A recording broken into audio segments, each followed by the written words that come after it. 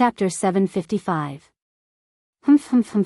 Humming a pleasant tune, Ilya hugged Noah's arm tightly. Her delicate and pretty face was full of joy and happiness. She followed Noah's footsteps and skipped forward. She seemed to be in a good mood. Noah, whose arm was tightly hugged by Ilya, was troubled. Strictly speaking, Ilya should be Noah's enemy.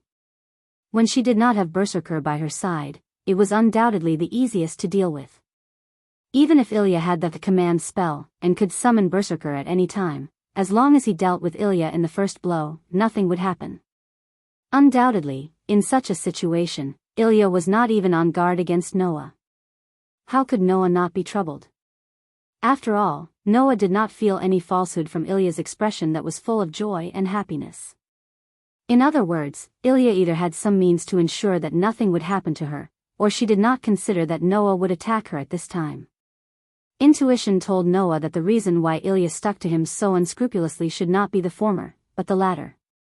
In other words, Ilya did not consider that Noah would attack her at this time. Does Ilya trust Noah? That's not true. She just did not think about it from the bottom of her heart.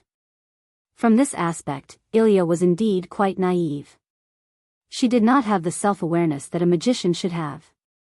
Just like her appearance, she was just a little girl who had yet to reach adulthood. However, such a little girl who looked like she had yet to reach adulthood could casually make the decision to kill. Such two contradictory aspects were like the existence of an angel and a demon in that small body, making Noah very troubled. Of course, Noah did not think of attacking Ilya in this situation. Noah was not the kind of person who would do anything for a certain goal regardless of the target. Noah's methods were generally different from person to person. If the opponent was upright, then Noah would face it in an upright way. If the opponent was treacherous and cunning, then Noah wouldn't mind returning the favor and biting back at the opponent.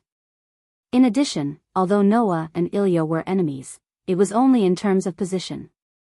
They did not have such a serious sense of mission like Rin and Osaka. In participating in the Holy Grail War, Noah's fundamental purpose was to find the world fragment, not to kill them all. Therefore, Noah could always be so carefree. However, Noah was a little unsure what kind of person Ilya was.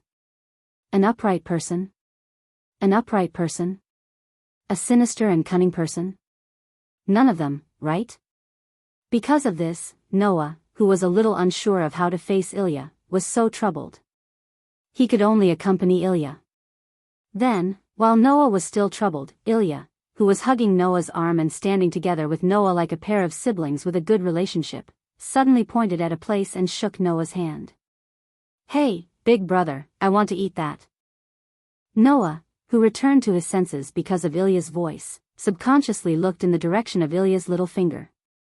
There was a small stall there. "That's a crepe? It looks very delicious." Ilya used a pitiful gaze that could sink anyone and spoke with some hope in her voice. "Big brother, will you buy it for me to eat?" "Well, I don't mind." Noah scratched his cheek. "But aren't you rich? Can't you afford a crepe?"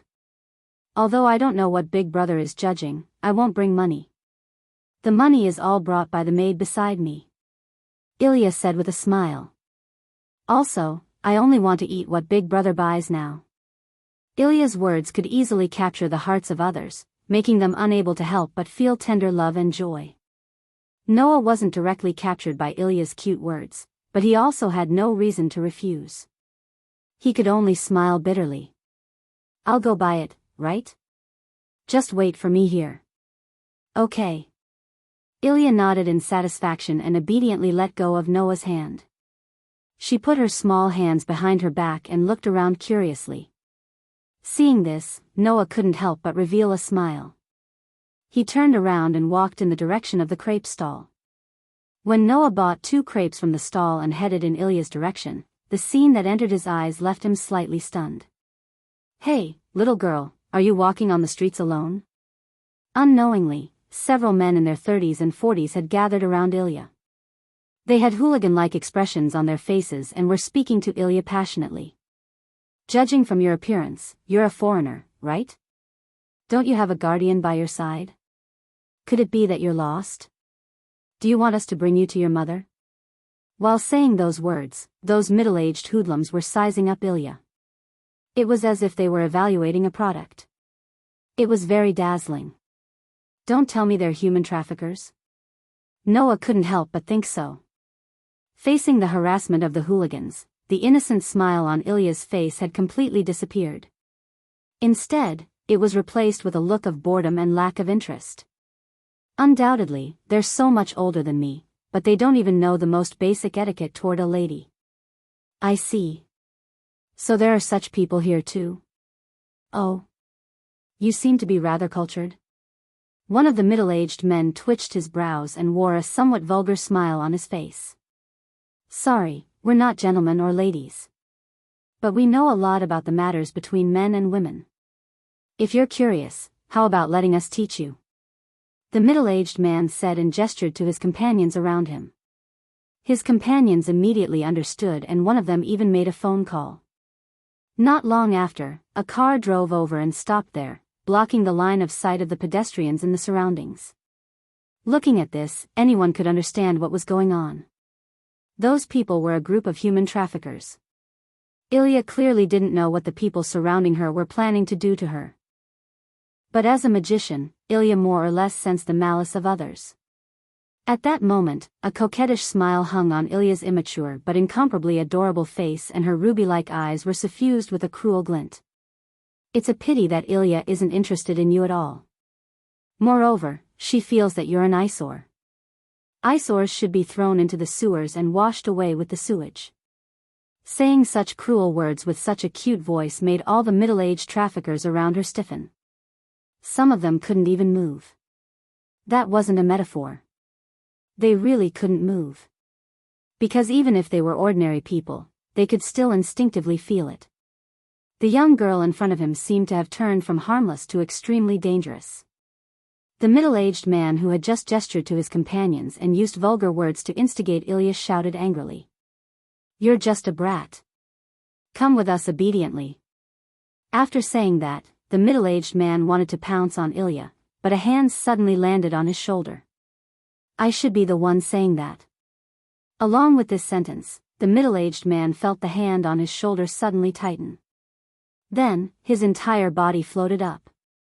That was the result of the other party forcefully throwing him. Bang! The middle-aged man heavily crashed into the door of the car that had come to pick them up. Moreover, he knocked his head against the door, causing his head to bleed. His head tilted to one side and he fainted. Around them, the human traffickers turned pale with fright. However, before they could react, one after another, a hand was suddenly placed on their shoulders. Then, one after another, they flew out and crashed into the car as well.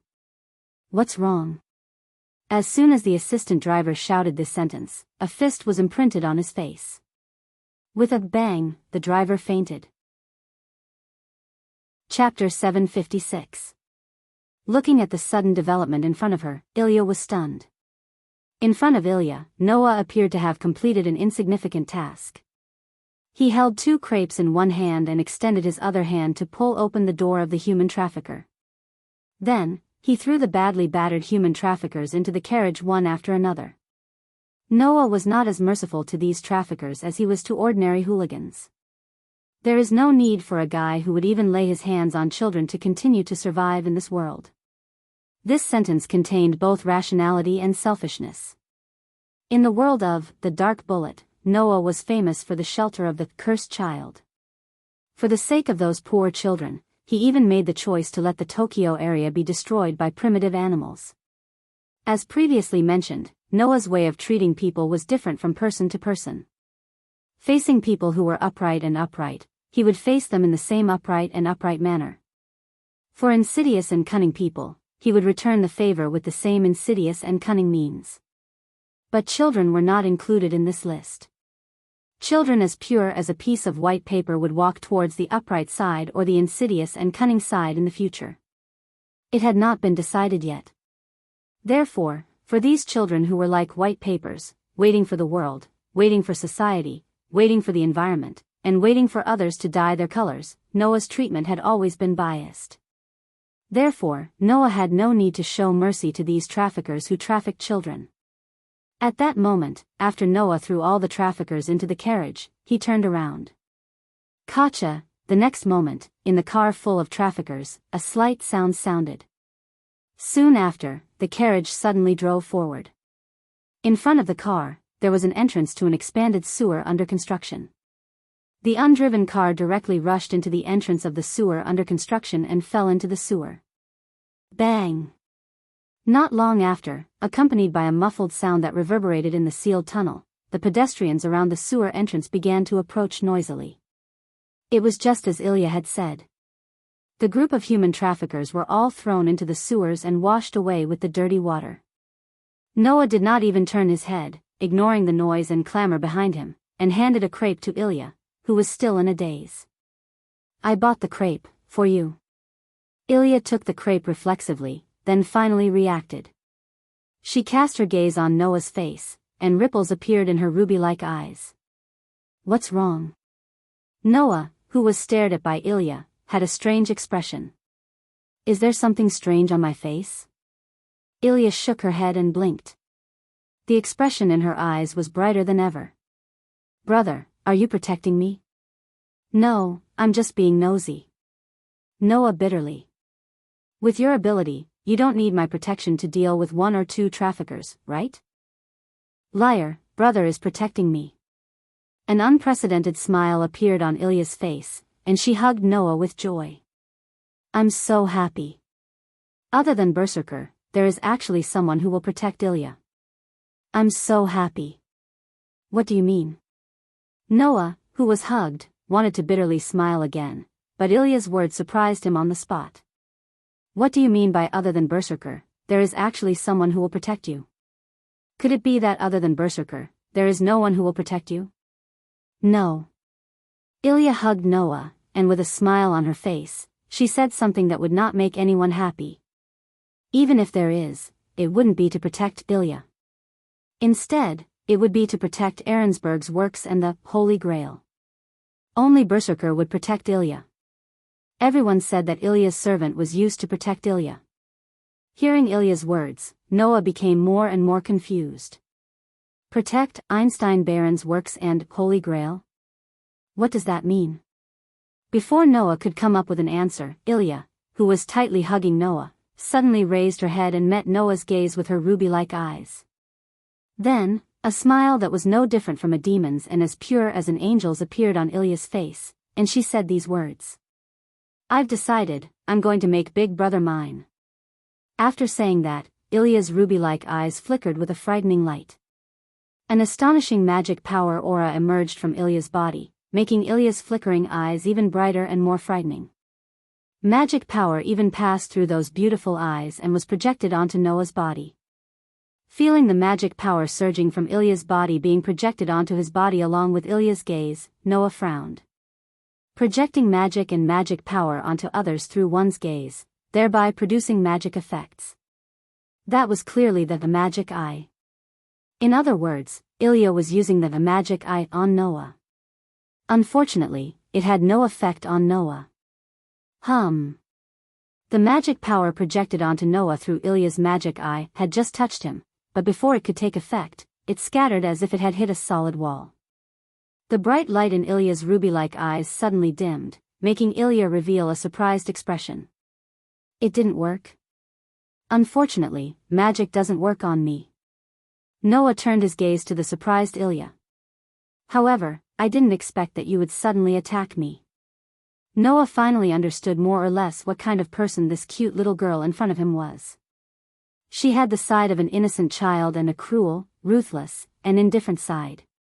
He would do whatever he wanted to do and would never consider whether he would bring trouble to others, or perhaps even bring trouble to himself. In short, she was a willful and reckless young lady who didn't know how to restrain herself at all. Once she had an idea, she would put it into action, regardless of how dangerous it was. Her personality was already a bit twisted. Magic doesn't work on Big Brother? Ilya didn't realize how easily she made a move that would make others view her with hostility. She puffed up her cheeks as if it was natural. "If that's the case, I won't be able to make Big Brother mine, right?" Seeing that Ilya didn't even have a trace of self-reflection, Noah stared at this little girl and his tone became more or less ruthless. What do you think life is? Noah's ruthless tone made Ilya unable to react. I won't say stupid things like life is precious. No matter where it is, there are some people who don't deserve pity even if they die. But, similarly, no matter where it is, there are some lives that shouldn't be lost for unknown reasons. Noah said indifferently. That's why I hate killing innocent people. Since young, Makarov had said this to Noah more than once. Even if it was magic, if it touched life, it would become taboo. It wasn't because life was particularly precious. Instead, it was because treating life as something that could be used or discarded was twisted to begin with. Therefore, magic that touched life was a taboo among taboo. That theory was simply worthless in this world. Not to mention anything else, magicians were a group of existences that would casually kill. Noah wouldn't blindly listen to Makarov's words. Noah was flexible enough to listen to his grandfather's words. Indeed, some lives were very precious. But some lives were filthy and didn't deserve pity even if they died. And Noah was very disgusted with the indiscriminate killing of innocents that would erase life regardless of good or bad. Since he wanted to kill, then why not kill those who deserve to die? This was Noah's thought. I don't expect you to listen to me. Noah turned around. I only hope that you can at least consider it carefully. Leaving this sentence, Noah left. Looking at Noah's back that gradually disappeared into the distance, Ilya remained silent for a long time. Chapter 757. Noah didn't tell anyone about his accidental encounter with Ilya and the fact that they had spent some time together. As if nothing had happened, Noah went straight back to Enosaka's house. He found that Saber hadn't come out of her room, and she had been guarding Yamamoto Sakura the whole time. So, he went to the room that Enosaka had designated as his room to take a nap. If he didn't sleep now, he might not have a chance to sleep at night. After all, master and servant were active at night. If there were no problems on Archer's side, then tonight, Rin Tasaka would probably call Noah and act together. In fact, it was indeed as Noah expected. After it got dark, Enbin, who didn't know when he came back, knocked on Noah's door, and didn't give Noah a chance to answer. Come to the hall, Archer has found Castor's base. Upon hearing this, Noah, who had replenished his energy, slowly curled up the corners of his mouth. In the hall of Enbin's house, the warm light illuminated the surroundings. Sitting on the sofa, which was equivalent to the head of the house, Enbin first glanced at Noah, who was sitting on a chair opposite to him, and then looked at Saber, who was sitting in another seat in a dignified posture. Why is Saber here? Noah shrugged, indicating that he didn't know, which made Enbin roll his eyes. Have you found Castor's base? Under Enbin's gaze, Saber said with a calm face. If you want to fight against Castor, then let me join you. For Saber's words, Noah smiled as if he had expected it. On the other hand, Rin Asaka continued to stare at Saber and spoke bluntly. What's your purpose? As a servant, I only have one purpose from beginning to end. Saber replied firmly. Destroy other servants and win this Holy Grail war. Is there anything wrong with that? No, there is nothing wrong with that. Enbin was not willing to be outdone. But our servants are also in your range of elimination, right? This is the same for you, it's just a matter of order. Although we are in a cooperative relationship, in the end, we still need to determine the winner. Saber fearlessly looked at Enbin's eyes. Sakura hasn't recovered her consciousness yet, which makes us very passive. Instead of being passive, it's better to follow your order. Rin and Osaka understood what he meant. In other words, you also want to form a cooperative relationship with us? Now that Master can't act, I think this is the best policy. Saber glanced at Noah. Moreover, although we are enemies, the degree of kindness will not be affected by whether we are enemies or not. As a knight, I have the obligation to repay your kindness. Saber was referring to the fact that Noah had taken her in without asking for anything in return. So that's how it is. What a noble knight. Rin and Osaka said nonchalantly as he brushed his long hair aside. Well, with the help of the strongest saber, it's a good thing for us, what do you think? The last sentence was directed at Noah. I have no opinion. Noah was also indifferent. Anyway, we can't fight now, so we might as well cooperate first and solve the other servants. Saber nodded in agreement. Very wise judgment. Then it's decided. Rin and Osaka tapped on the table and called out. Then, come out and explain, Archer. As soon as Enben's words fell, Archer's figure appeared behind him. From the original spiritual state, he entered the physical state and entered the eyes of everyone present. Castor's current base is in Liudongji. As soon as he appeared, Archer gave such information with a unique and calm voice. This morning, Castor retreated to Liudongji, and then he didn't move. In order to confirm whether it was the witch's plot, I specially monitored the place for a day. Now, we can basically confirm that Liudongji is Castor's base. Liudongji? Noah and Enben pondered at the same time. Liudongji. It was a temple in Fuyuki City, not a shrine. However, it was a very special place. Liudongji was a rare spiritual place in Fuyuki City. A witch actually hid in a temple. Noah curled his lips. It's really not flattering. Are you sure that Castor's base is in Liudongji? Saber also looked at Archer. Is it possible that Castor deliberately misled you?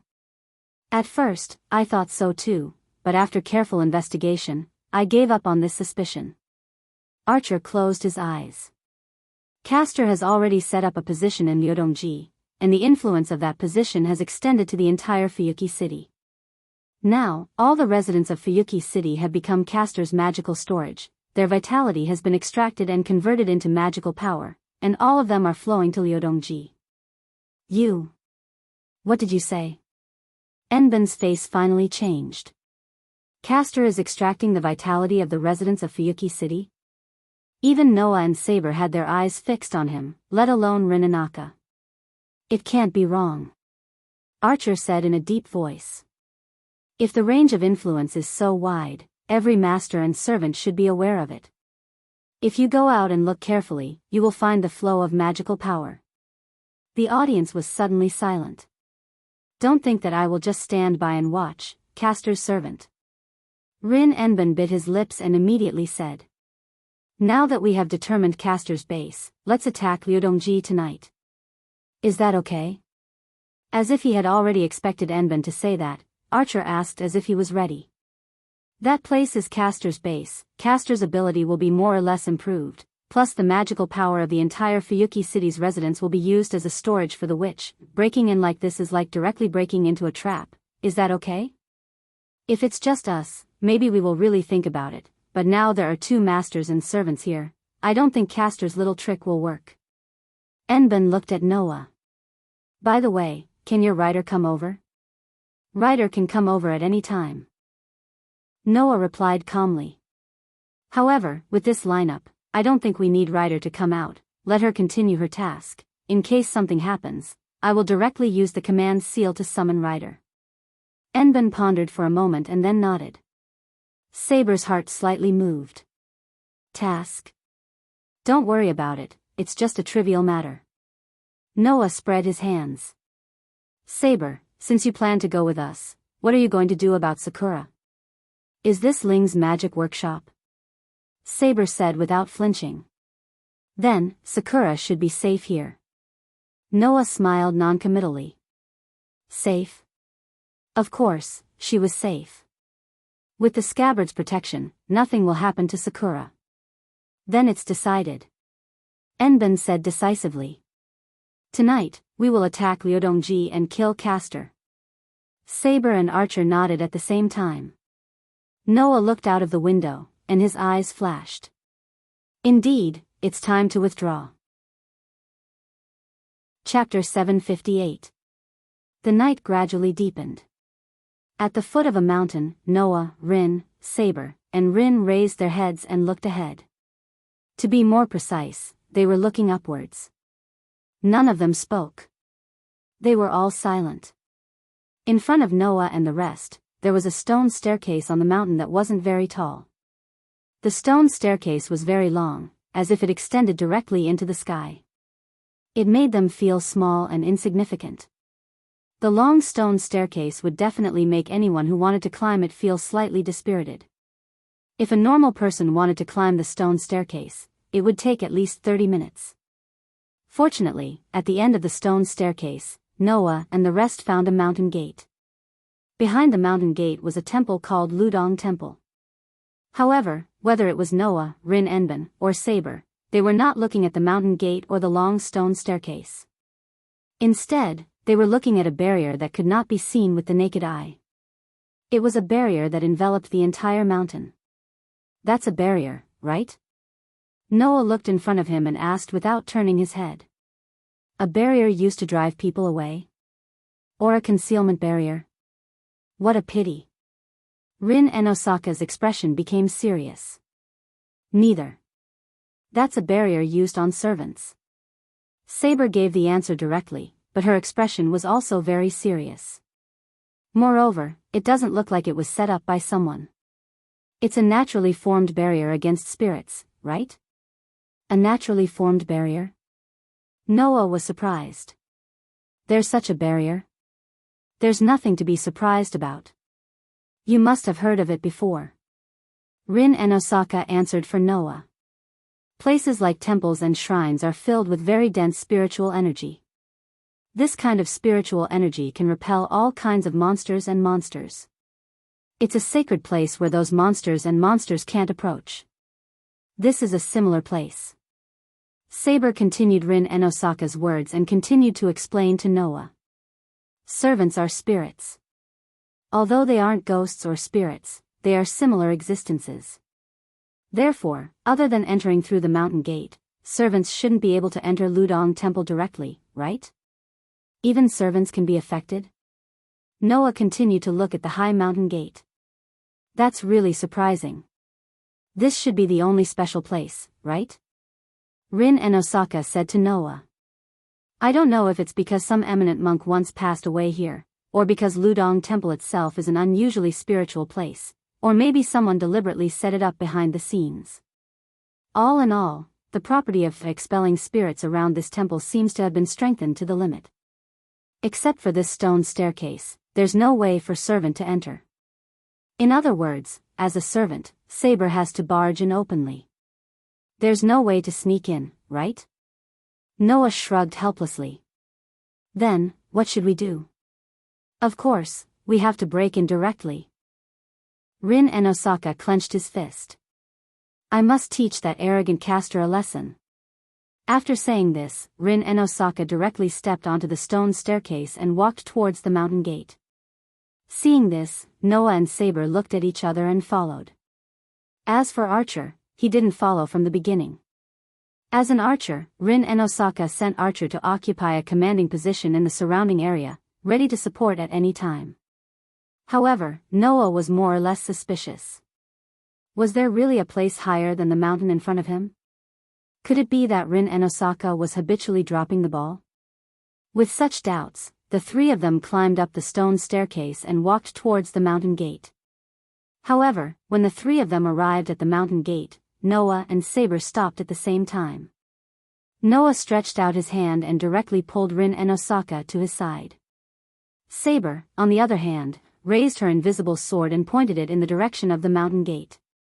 Rin and Osaka, who was about to complain to Noah, saw it. In front of the mountain gate, there was a person. A man who was as tall as Archer, had a long dark blue ponytail, and was holding a 2-meter-long katana in his hand. He was wearing a light purple kimono and had a tree branch in the corner of his mouth. He was looking down at Noah and his team with an elegant smile. Servant? Rin and Osaka was surprised. Yes. That man was also a servant. Not caster. Noah was also surprised. There's a second servant in Ryodong Temple? Even Saber was caught off guard. She raised her sword and spoke in a solemn voice. Who are you? Hearing Saber's question, the elegant man's smile didn't fade, he just gently raised the katana in his hand and introduced himself.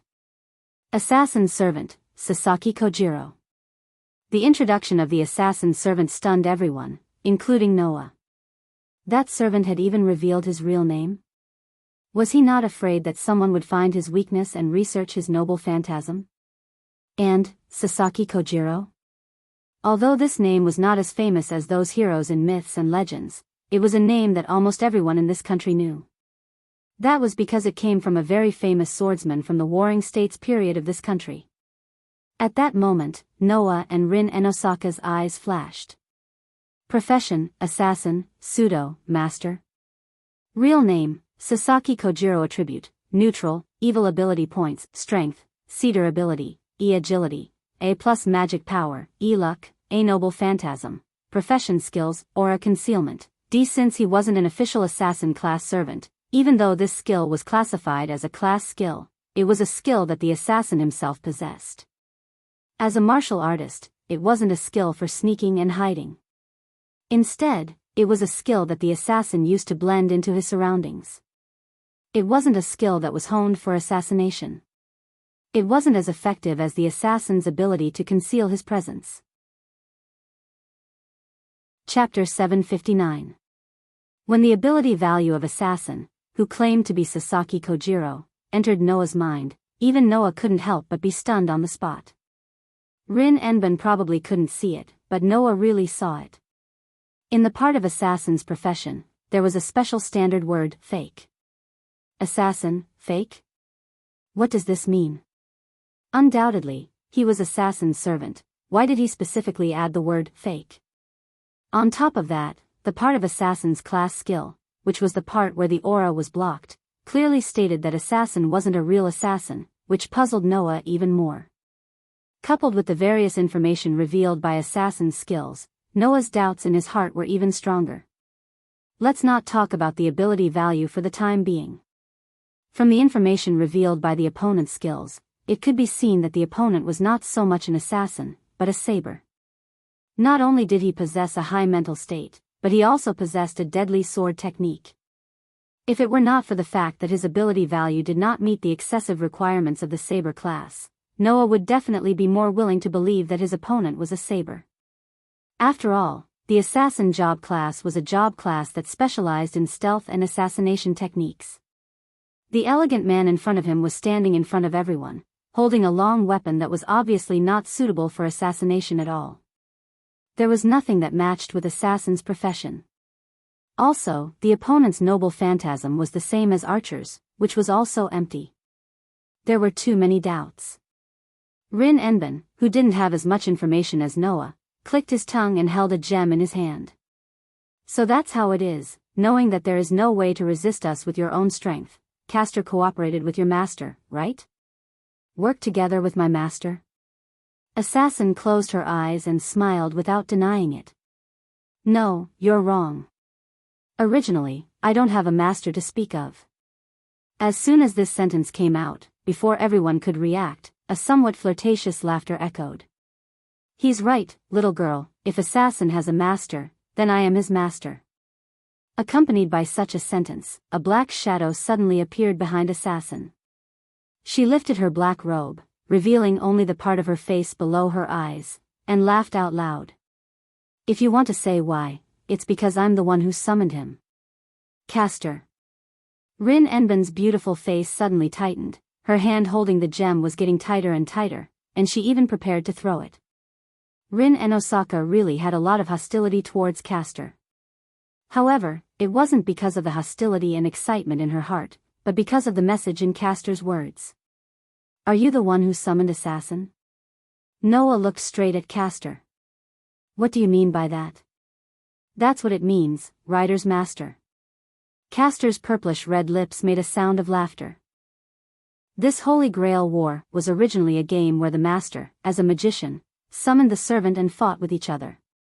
So, why can't I, as a magician, summon the servant and become the master? Servant summoned servant. Saber, who was holding her sword, had a grimace on her cute face. Did you violate the rules of the Holy Grail War? The so-called Holy Grail War was actually a ritual. The ritual required the 7 chosen masters to summon their servants, and then they would fight until there was only one servant left, then the ritual would be declared over. There was no doubt that Castor violated the rules of the Holy Grail War by summoning a servant and taking away the position of a master. It was precisely because of this that the assassin summoned by Castor was not the real assassin. Instead, it was Sasaki Kojiro who did not meet the requirements of the assassin class at all. Noah finally understood the meaning of the word fake. I didn't expect that in order to win, you would not hesitate to go to this extent. You mercilessly absorbed the vitality of the entire Fuyuki city's residents as magical power, which violated the rules. I have to say, I underestimated your unscrupulous means. Unscrupulous means? Violated the rules? Noah's words directly made Castor laugh. Don't joke around, Rider's Master is just a boring ritual established by a group of modern magicians. Although this level of ritual is a bit cumbersome, in my opinion, there are too many loopholes. If it weren't for the prize, I wouldn't mind directly dissolving the whole ritual. You want to use me as a pawn in the ritual, it's already very unpleasant. Hearing this, Noah finally recalled what had happened. The Castor in front of him was from the mythological era, and he mastered the magic of the mythological era. His magic attainments have surpassed the existence of magicians. In the eyes of a magician of the god generation whose magic attainments could be said to be terrifying, the ritual established by the three magician families called the Holy Grail War was indeed not a big deal, right? It's the magician's privilege to exploit the loopholes of the ritual itself and seize the results for himself. Castor sneered again and again. If you want to blame someone, you can only blame the magicians who established this ritual for not having the ability to master it. After that, Castor waved his hand as if he was tired of continuing the conversation. So, the time for a pleasant chat is almost over, everyone, let me wash away the shame during the day. Rin and Osaka and Saber immediately took a fighting stance. Only Noah still looked calm, looking straight at Castor. What? Don't you want to let your master fight again? Hearing that, Castor sneered on his face. That's not necessary. However, just as these words fell, a low voice that could be said to be emotionless, not even the slightest fluctuation, resounded from within the mountain gate. Chapter 760. Who dash? The whistling mountain wind directly swept through the entire mountain path, causing the robes of the two groups of people standing in front of the mountain gate at the middle and top of the stone steps to flutter loudly in the wind. Looking up at Gumu Soichiro, Castor, an assassin standing in front of the mountain gate, Noah couldn't help but ask Rin Enban on the side. Enban, are you okay? Noah asked this sentence inexplicably. However, Rin and Osaka understood him. Don't worry about me. Rin Enban's voice didn't have the slightest trace of reluctance, he seemed to have recovered his calmness. Although Gumu Soichiro is a teacher in our school, my relationship with him is not as good as you think. You don't need to worry about me, the problem is that the number of servants we have to deal with has changed from 1 to 2. From 1 to 2. Castor, who clearly heard Rin Enban's words, suddenly snickered. You're wrong again, little girl, you don't have to deal with 2 servants, but 3. 3. Noah, Rin Enban, and Saber's hearts skipped a beat. That's right, 3. Castor's smile was getting more and more creepy as if he was trying to make people feel uneasy. A servant suddenly came to me and said that his master wanted a little girl, but the lineup on your side was a little bit against the rules, so he came to me and wanted to cooperate with me. Speaking of this, Castor's voice became a little bit malicious. So, now let's guess, where did that servant go? This time, Castor's words really brought uneasiness to Rin Enban. Even Saber couldn't help but bite her lips, her face finally emerged a thorny expression. Only Noah, after hearing Castor's words, almost immediately launched his sensing ability. In the range of Noah's sensing ability, except for the people present, there were almost no other servants. However, Noah didn't think that Castor was talking nonsense. In other words, the servant who cooperated with Castor was not near Ludong Temple. Undoubtedly, they had cooperated, but the person was not here. This fact allowed Noah to come to a conclusion. That servant was obviously not used to deal with the people here. Thinking of this, Noah immediately thought of another possibility. He was shocked and grabbed Rin Enbin. Summon Archer. Quick. When Rin Enbin heard Noah's words, he was also stunned. Then, he inferred a possibility from Noah's words, and his expression changed. Without any hesitation, Rin Enbin raised his hand with the command seal over his head. Come here quickly. Archer. The command seal engraved on the back of Rin Enbin's hand immediately glowed red. Clank. Red light flashed, and it didn't take long for the command seal on the back of Rin Enbin's hand to turn it into a huge amount of magic power that rippled through the entire space. Buzz. Suddenly, the space around Rin Enbin suddenly distorted, as if something was spat out, and a red body was squeezed out. The person who came was naturally Archer, who was summoned by Rin Enbin. Poochie. However, as soon as he appeared, Archer spat out a mouthful of blood and knelt on the ground, clutching his chest. His tanned face became extremely pale, and he was violently gasping for breath. Taking a closer look, Archer's body was covered in scorch marks, and one of his hands was bleeding like a crack. He was in a sorry state. Archer. Rin Enbin and Saber were shocked at the same time, and even Noah's face slightly sank. Sure enough, the opponent's purpose was to first destroy Archer, who could provide support from a distance. Otherwise, with Archer's support, the situation would be very unfavorable for caster and assassin. Fortunately, Rin Enbin summoned Archer. Otherwise, Archer would be likely to directly retreat from the opponent's attack. Did you find out so quickly? Seeing that Archer was seriously injured, but he didn't need to retreat, Caster snorted.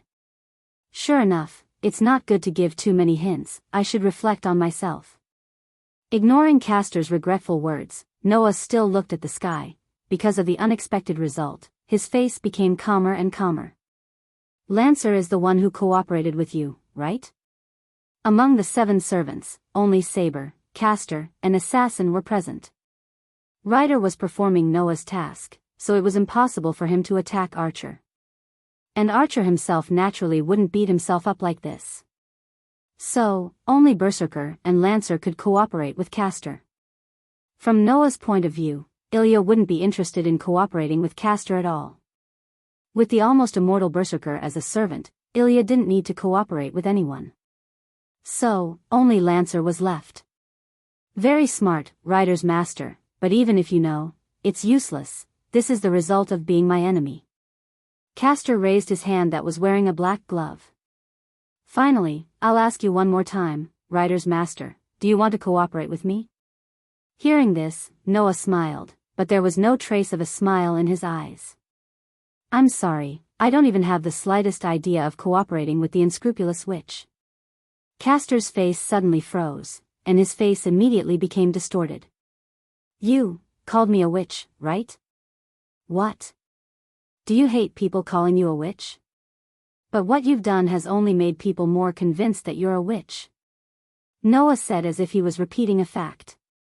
Your anger is not worth a single cent. Caster raised his head fiercely, and his body surged with violent magic. Since that's the case, I'll vent all my anger at being worthless in your eyes on you. Go. Assassin. Hearing Caster's angry voice, Assassin smiled and slowly rubbed her feet on the ground. She lifted the long sword in her hand, and her whole body suddenly tensed up as if she was ready to attack. Bang! With the sound of a clear footstep, Assassin's figure turned into a vague shadow, and in a flash, she appeared in front of Noah's group. Clang! A sword suddenly appeared in front of Noah's group, like an arc-shaped half-moon, and cut toward Noah's neck like lightning. The strong wind contained in the sword directly tore the air, and a fallen leaf was neatly divided into 2 halves in an instant. Clang! However, at this moment, another sword light suddenly appeared in the space like a golden flash. It slashed across and directly collided with the long saber that was slashing at Noah's neck. Clang! Amidst the loud and clear sound of metal clashing, a wave of berserk strength chi shook out from the space where the 2 sword lights clashed. Immediately, it transformed into a tangible strength chi that surged out in all directions. Bang! As if they were shocked by the shockwave, the two figures with the sword light were knocked back at the same time by the explosion of the chi. Oh. Assassin, who was knocked back to the mountain gate above, raised her eyebrows. Saber? Saber held the invisible sword, and her eyes were like lightning, looking at Assassin above. Let me be your opponent. Be careful, Saber. Noah, who was standing behind Saber, said.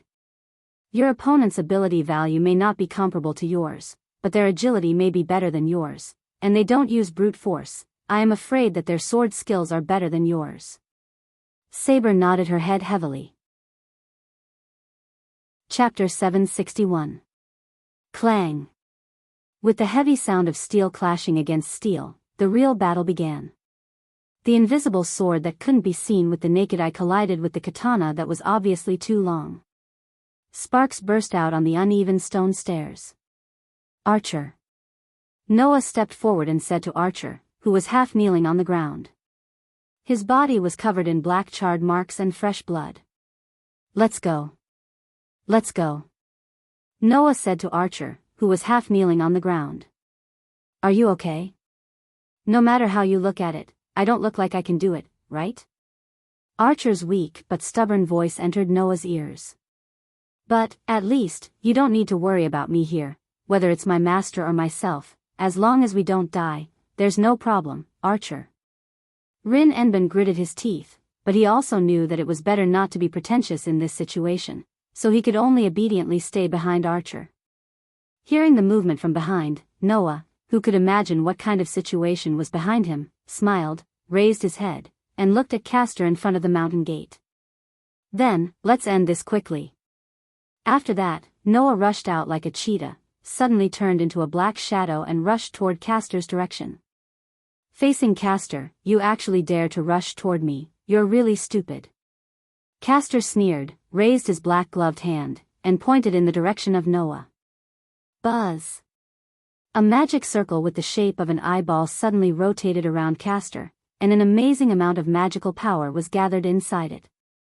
In the next moment, a dazzling beam of light shot out from the magic circle, piercing through the space, like a laser beam, violently rushing toward Noah's direction. Looking at the dazzling beam of light, Noah's eyes flashed, but he didn't dodge at all. Castor was full of ridicule, as if he was looking at a fool. He directly collided with the beam of light.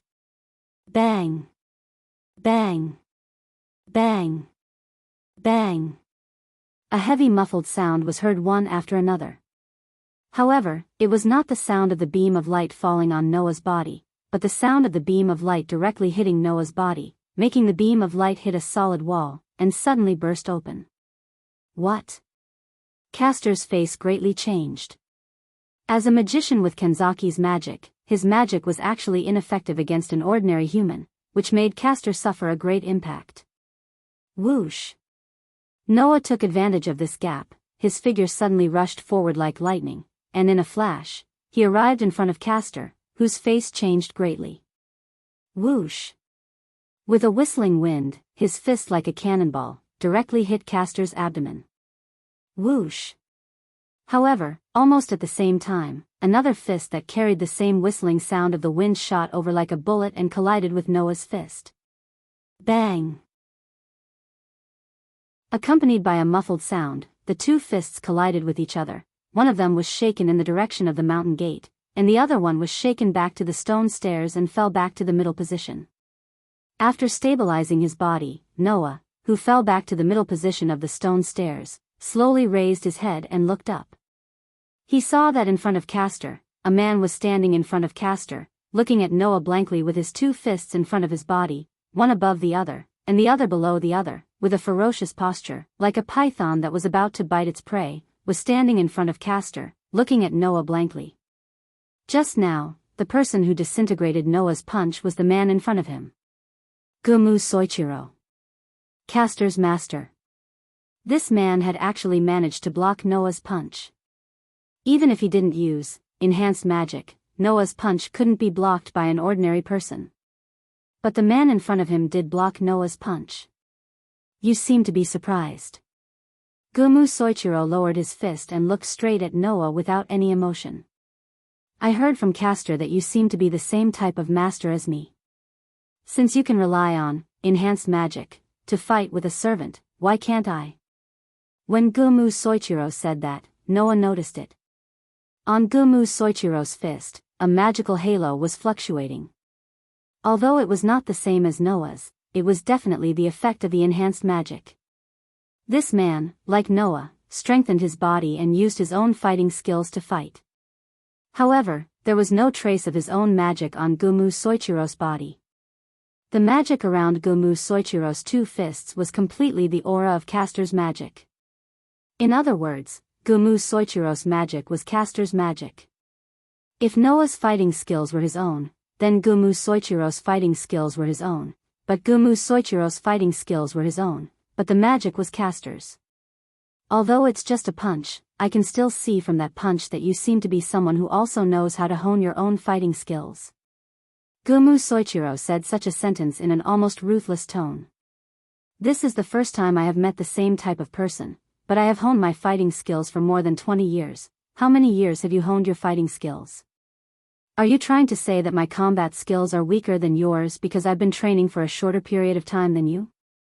Noah narrowed his eyes and suddenly smiled. Then let's give it a try. After that, on Noah's fist, the magic lines representing enhanced magic spread like electric wires, and quickly wrapped Noah's fist in it. Boom!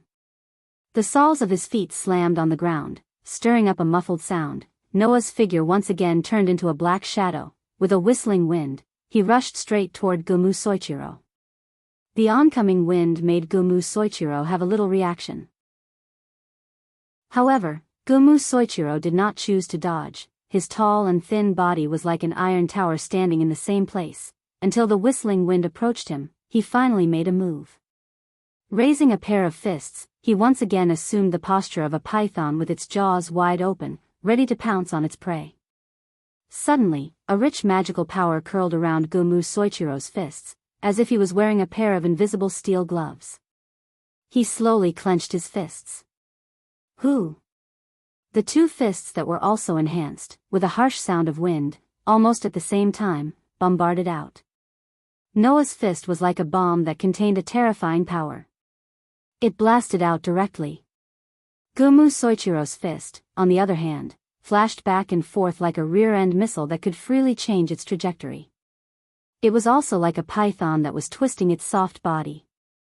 It drew an unpredictable trajectory in space and bit in Noah's direction.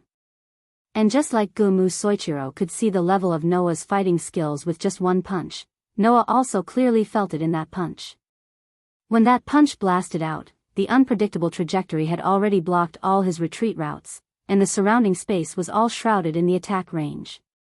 Even if Noah changed his direction, the punch would definitely be like a venomous snake that would chase after him and bite him. This Gumu Soichiro's fist technique could not be described as unfathomable, but could only be described as strange. Noah, who understood this, curled up the corners of his mouth. His body tensed up, and he spun around. His entire arm was like a whip, swinging forward with a whistling sound. All of a sudden, the fist that was originally like a powerful cannonball turned into a whip carrying an iron ball. It suddenly struck out and collided with Gumu Soichiro's fist. Boom! Suddenly, a wave of energy rippled out from the center of their fists, causing the surrounding atmosphere to be shaken until it was on the verge of collapse. He was like a leaf that moved back and forth under the attack of a wild wind. He faced the fist wind and dodged if he could. If he could not dodge, he would throw out a punch. His punch accurately landed on Gumu Zangakiro's fist. Occasionally, he would throw out a heavy punch. The increasingly heavy force on it caused Gumu Zangakiro to have no choice but to withdraw. While Noah and Gumu Soichiro were engaged in a battle of skills, on the other side, the two swordsmen were engaged in a white-hot sword battle. Clang clang clang clang. That was the constant collision of the golden sword and the silver sword, stirring up a sound of steel clashing. On the golden side was Saber, who was wielding an invisible sword and attacking ferociously like a stormy sea. On the silver side was Assassin, who held an extremely long weapon in her hand. She moved as if she was dancing. She swung her long sword gracefully, yet she was able to perfectly parry the storm of sword strikes every time. Both of them were absolute heroes of the sword. However, the two people's swords were not the same. If Saber's swordsmanship had the effect of training the body, then Assassin's swordsmanship had the effect of training one's spirit and state of mind. Her swordsmanship did not emphasize on physical strength, but it had strict requirements on technique. Under such circumstances, this battle was like a collision of strength and softness. Every time Saber's invisible sword slashed at Assassin could easily dodge it. Then, the long sword in her hand swung in a perfect arc, bringing with it a sharp force, slashing in Saber's direction. Every time Assassin's dancing long sword slashed in a difficult path towards Saber's intuition skill would sense it, and she would move the invisible sword in her hand, blocking Assassin's seemingly soft sword. In short, neither of them could do anything to the other. Undoubtedly, in terms of ability value, Saber was much higher than Assassin, but she could not do anything to Assassin. In terms of technique, Assassin was much better than Saber, but because Saber's ability value was too high, she could not make an effective attack. One wanted to crush the opponent with strength. The other wanted to defeat the opponent with skill. In the end, neither of them could do anything to the other. Of course, in terms of ability value, Saber had an overwhelming advantage. Even if it was a battle of attrition, the one to fall would definitely be Assassin, whose stamina and magic power were not as good as Saber's. The problem was that Assassin also had an advantage. That was, Assassin had taken advantage of the terrain advantage of high ground. One was at the top of the stairs. The other was at the bottom of the stairs. Assassin, who was standing at the top of the stairs, did not move at all.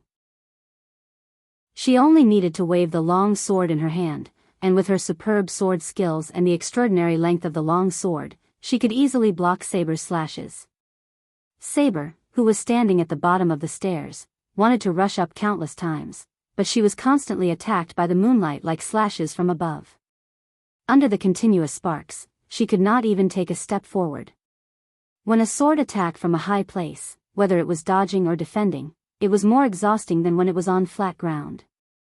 Moreover, Assassin, who occupied the high ground, only needed to defend that position, and Saber would definitely not be able to rush up. Even if she did, it would be a waste of energy. Both servants had their own advantages. As a result, this tug-of-war situation where they couldn't win after a long time appeared.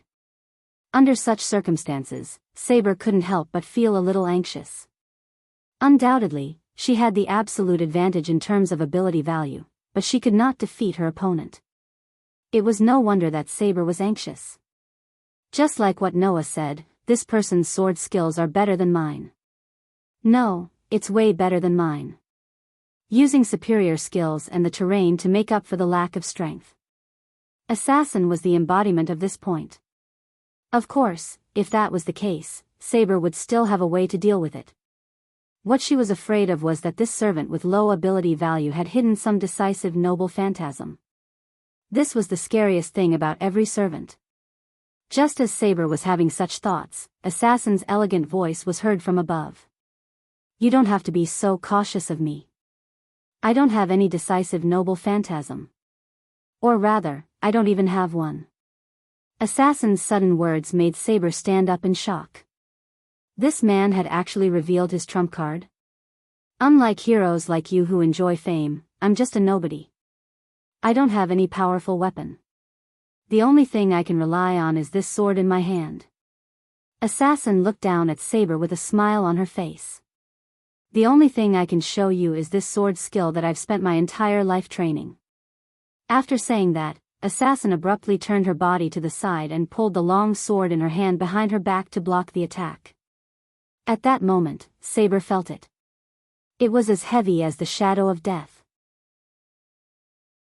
Chapter 763. Saber could only watch as Assassin suddenly turned her body sideways. She pulled the long sword behind her back and held it up. Saber's warning bells rang in her head. Saber, who had a skill called intuition, was able to sense it clearly. At this moment, as Assassin assumed her stance, a demonic aura surged from her body. It was a deadly threat called death. Saber's intuition told her that if she continued to let Assassin do as she pleased without doing anything, she would definitely end up in a miserable state. Saber pointed her invisible sword at Assassin as if it was a conditioned reflex. Her body was like a ferocious beast as she suddenly charged forward. Unfortunately, Saber's actions were in vain. Although it wasn't a very long time, it was more than enough for Assassin. Secret sword, with a soft murmur, Assassin suddenly opened her eyes. Her gaze was as sharp as a blade as it shot toward Saber's direction. Swallow return. When the name of the famous demonic sword was released from Assassin's mouth, the word death was directly reflected in Saber's eyes. Clang. Along with the sound of the swords, 3 crescent-like blade lights suddenly flashed out from the space, as if they had penetrated the space directly. They were like the scythe of the Grim Reaper, flying from the distant hell toward Saber's direction. Although there were only 3 sword lights, the 3 sword lights instantly enveloped the space around Saber, blocking all of Saber's escape routes. With the deadly shadow of death, they approached her. At this moment, Saber's intuition was like a crazy cicada, constantly chirping. The skill called Swallow Return was absolutely undodgeable. If she tried to dodge it, she would only be reduced to the fate of being cut in half. Before this knowledge was transmitted to Saber's mind, Saber's nerves, driven by her intuition, reacted in advance. Almost instinctively, Saber's body surged with violent magical power. Bang! A gust of wind suddenly erupted from Saber's invisible sword. Wind King Barrier, invisible air. As if it had reached the highest stage of accumulation, it was fiercely compressed together, as if it had reached a critical point. The storm was like a violent impact, surging out from Saber's invisible sword.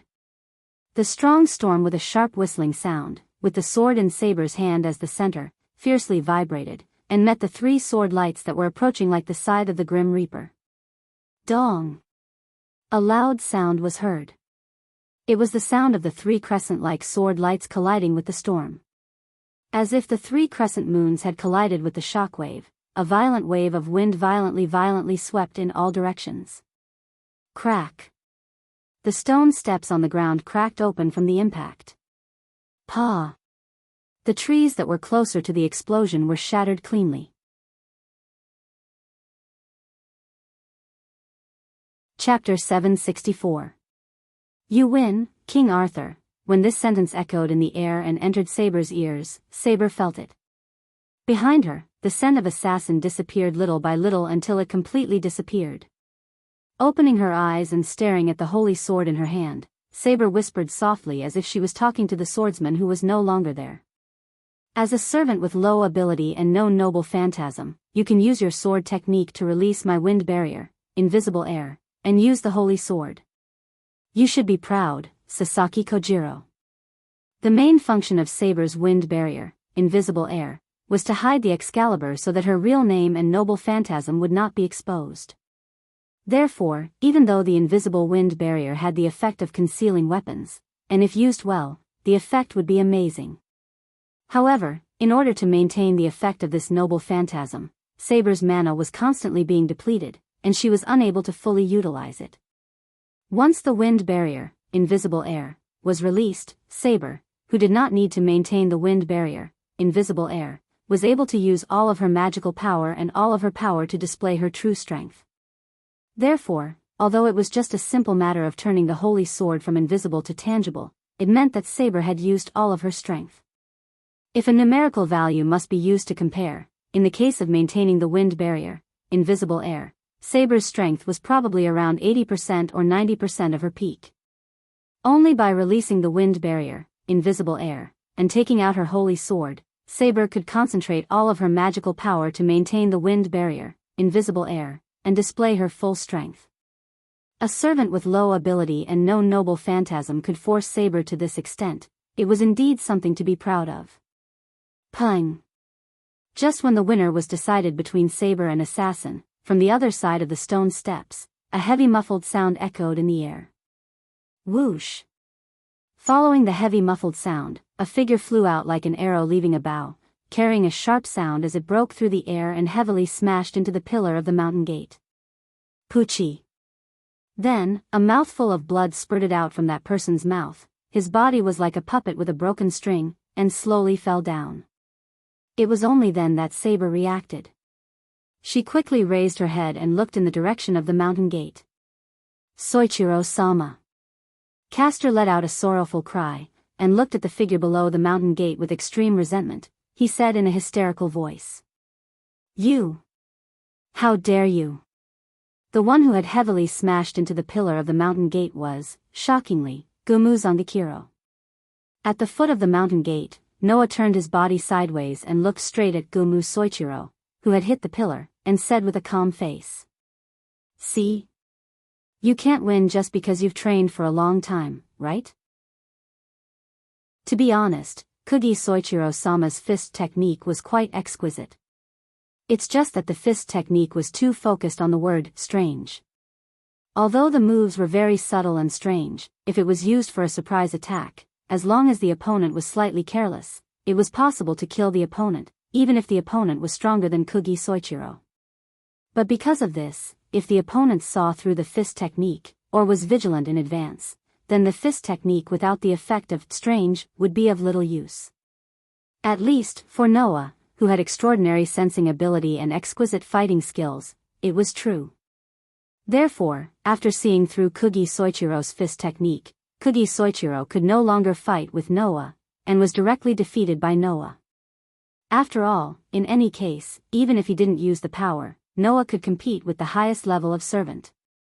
There were strong and weak servants. Kugi Soichiro, who was strengthened by Castor's magic, could indeed compete with the servant.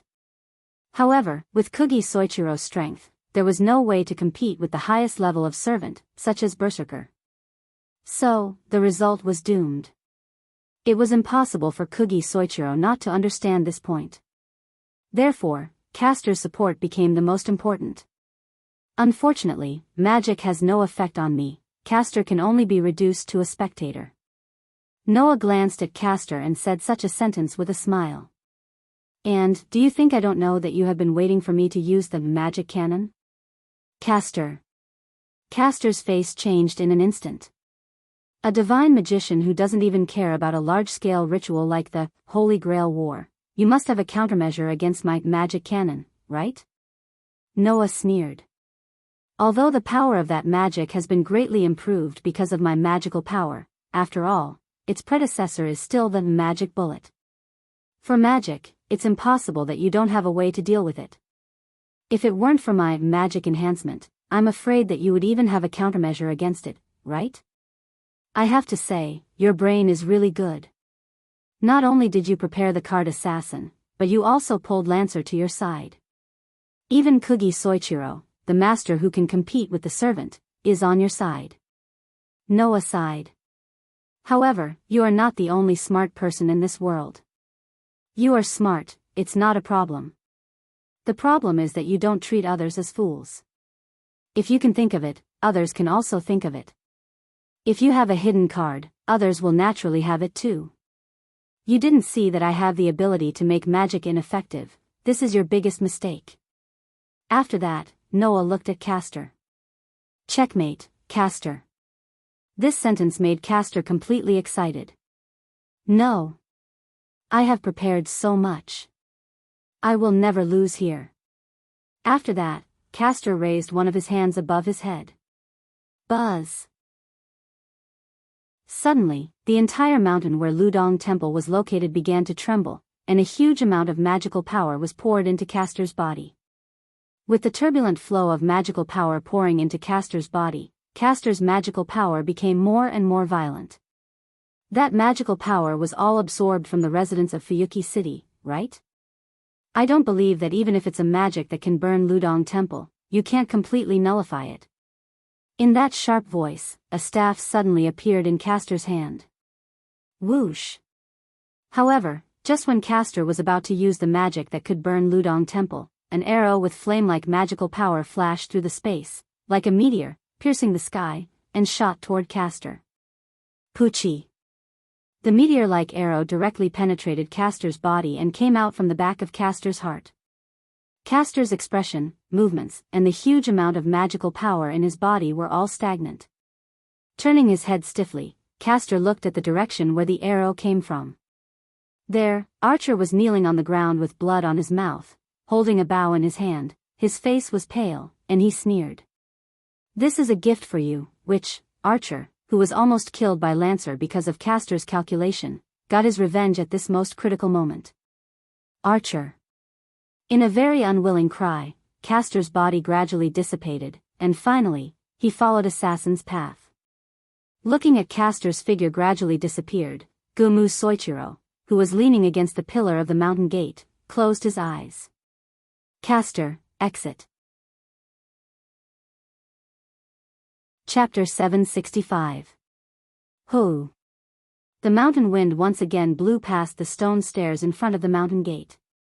It was as if the tense atmosphere in the air had been swept away as it slowly blew past. After Castor and Assassin left the arena, Kumoi Soichiro leaned against the pillar of the mountain gate and closed his eyes. Noah, Rin Enben, Saber, and Archer didn't know what to say for a while, so they stayed in the same place and fell into silence. Tonight's battle could be regarded as the real cruel and ferocious side of the Holy Grail War. The probing battle like before no longer existed, and it was replaced by a real battle. Tonight, the two servants took the lead to withdraw, announcing the victory of Noah's team. However, in the face of a victory that was achieved through killing, almost none of the four present could feel a sense of accomplishment and joy of victory. Noah and Rin Enben looked at each other, then they looked at the mountain gate above at the same time. To be more precise, it should be said that they looked at Gumu Soichiro, who was leaning on the stone pillar of the mountain gate, as if he was already dead. Then, Noah spoke. "I don't have a hobby of killing people. Don't make it sound like I like to kill people." Rin Enben, who was about to say something, was silenced by Noah's words. After glaring at Noah, he sighed and looked at Gumu Soichiro and said, "Don't worry, I'm not going to do anything. You have already lost, Gumu-sensei. If you don't want to be killed by other masters, you should quickly escape to the church and seek refuge." In such a case, generally, it was impossible to leave a master alive.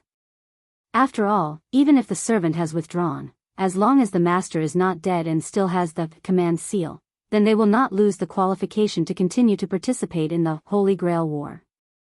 If they are lucky, or have the ability, the master who still has the command seal can sign a contract with another servant and continue to participate in the Holy Grail War. In order to prevent such a thing from happening, during the Holy Grail War, the master will be obliterated. Gumu Soichiro seemed to be clear about this point. He opened his eyes, as indifferent as before, as if he didn't care about his life at all, and said expressionlessly, "Are you not going to kill me?" "I'm sorry, I don't have a hobby of killing people." Rin Enben turned his head away. "So, before I change my mind, you should quickly escape to the church." As soon as this sentence fell, a sneer echoed in the forest. Unfortunately, there is no way for this person to survive even if he escapes to the church, so the loser should obey the rules and directly leave here. Such a voice came from afar, drilling into the ears of everyone present. Everyone present was shocked. They all turned their heads, and looked at the source of the voice. Of course, Noah. Because Noah didn't feel that someone was coming. Of course, it wasn't because the other party hid from Noah's sensing ability. It was because the other party wasn't even within Noah's sensing range. He just let his voice pass. Then, Noah and the rest saw it. In the direction of the voice, a luxurious-looking spear suddenly shot out, like a bullet, directly landing on Gumu Soichiro's body. Puchi. The sound of a body being pierced through resounded in the sky above Ludong Temple. Gu. Gumu Soichiro, whose chest was pierced, spat out a muffled groan, his eyes wide open, but his expression remained the same. There was no change at all. Immediately, Gumu Soichiro maintained this appearance, and gradually lost his vitality. Gumu Soichiro, dead. The sudden change shocked Noah and the rest. Who? Saber yelled, stomped on the ground, and rushed out like a gust of wind, chasing the source of the voice and the spear. Rin and Osaka wanted to chase after her, but Noah pulled her back. Ever since they came to Ludong Temple, Rin and Osaka had been pulled by Noah. Moreover, every time she was pulled, it meant that something bad was about to happen. This made Rin and Osaka a little anxious. What's wrong now? Hearing this, Noah didn't say anything, he only smiled bitterly, turned his head, and looked at Archer, who was still half kneeling on the ground. Meeting Noah's gaze, Archer, who was clutching his chest, smiled bitterly. I really can't hide from you? Archer's words made Rin and Osaka have a bad feeling. What's wrong? Hearing Rin and Osaka's words, Noah and Archer didn't answer. Under such circumstances, Archer suddenly said this sentence. Do you know where I came from? Noah and Rin and Osaka were both stunned. However, there was a reason why Archer said this. Oh right, you still don't know, right? Archer looked at Noah and said helplessly. Actually, Rin didn't know my identity, including my real name. This time, Noah was really surprised. He looked at Rin and Osaka. It was fine if others didn't know. As Archer's master, how could Rin and Osaka not know Archer's real name? Could it be that Rin and Osaka was so bad that she forgot to ask for the servant's real name? It's not my fault. Rin and Osaka quickly said. During the summoning process, Archer's memory seemed to be in a mess. He couldn't even remember who he was, that's why I didn't know. Well, I guess that's what happened. Archer smiled helplessly. Now, let me tell you where I came from. You. Rin and Osaka was shocked. You've recovered your memory? Don't expect too much. I'm not a famous hero, and I'm not a character that appears in legends. Perhaps, in this world, no one knows my name. Archer closed his eyes.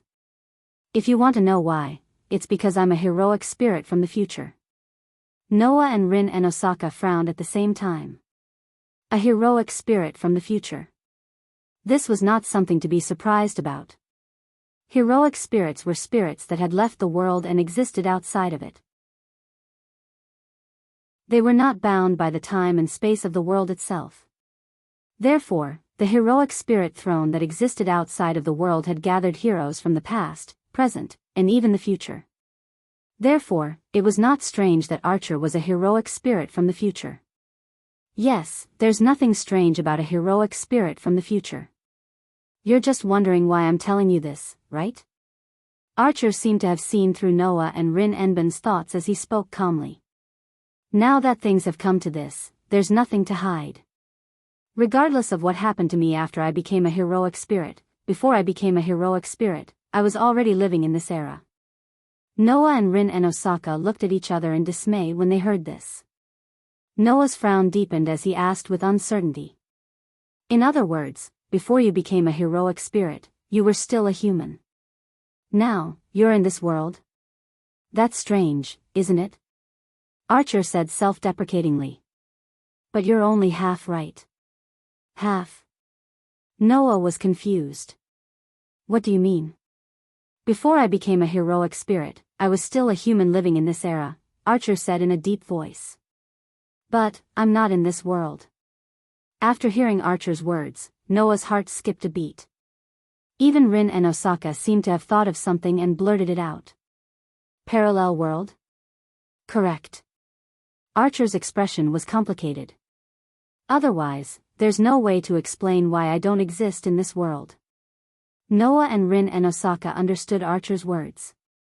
In other words, Archer was from this era when he was alive. However, in this world, in this era, Archer did not exist when he was alive. In that case, the only explanation left was the parallel world. Chapter 766. The so-called parallel worlds actually referred to worlds that were similar but had some differences in certain aspects. Just like two sides of a mirror, parallel worlds were like mirrors that looked at each other. They were on different parallel lines and would only look at each other, but would not interact with each other. The difference was that if you looked at a normal mirror, the inside and outside of the mirror would be the same. Parallel worlds, however, would have differences in certain aspects. For example, Archer was one such example. Undoubtedly, he existed in this era when he was alive, but there was no Archer in this era when he was alive. This meant that Archer did not exist in this era when he was alive. Instead, he existed in this era of another parallel world. After a long period of time, he achieved greatness and became a heroic spirit. It's basically confirmed that I don't exist in this world. At least, I didn't find myself in this world. Archer's voice was complicated, but also relieved. Perhaps this is a good thing. A good thing? Rin and Osaka asked. Why? Why would there be a reason? Archer said sarcastically. No matter who it is, they would be dissatisfied with their past. Unfortunately, no matter which world it is, there is no such thing as a regret medicine.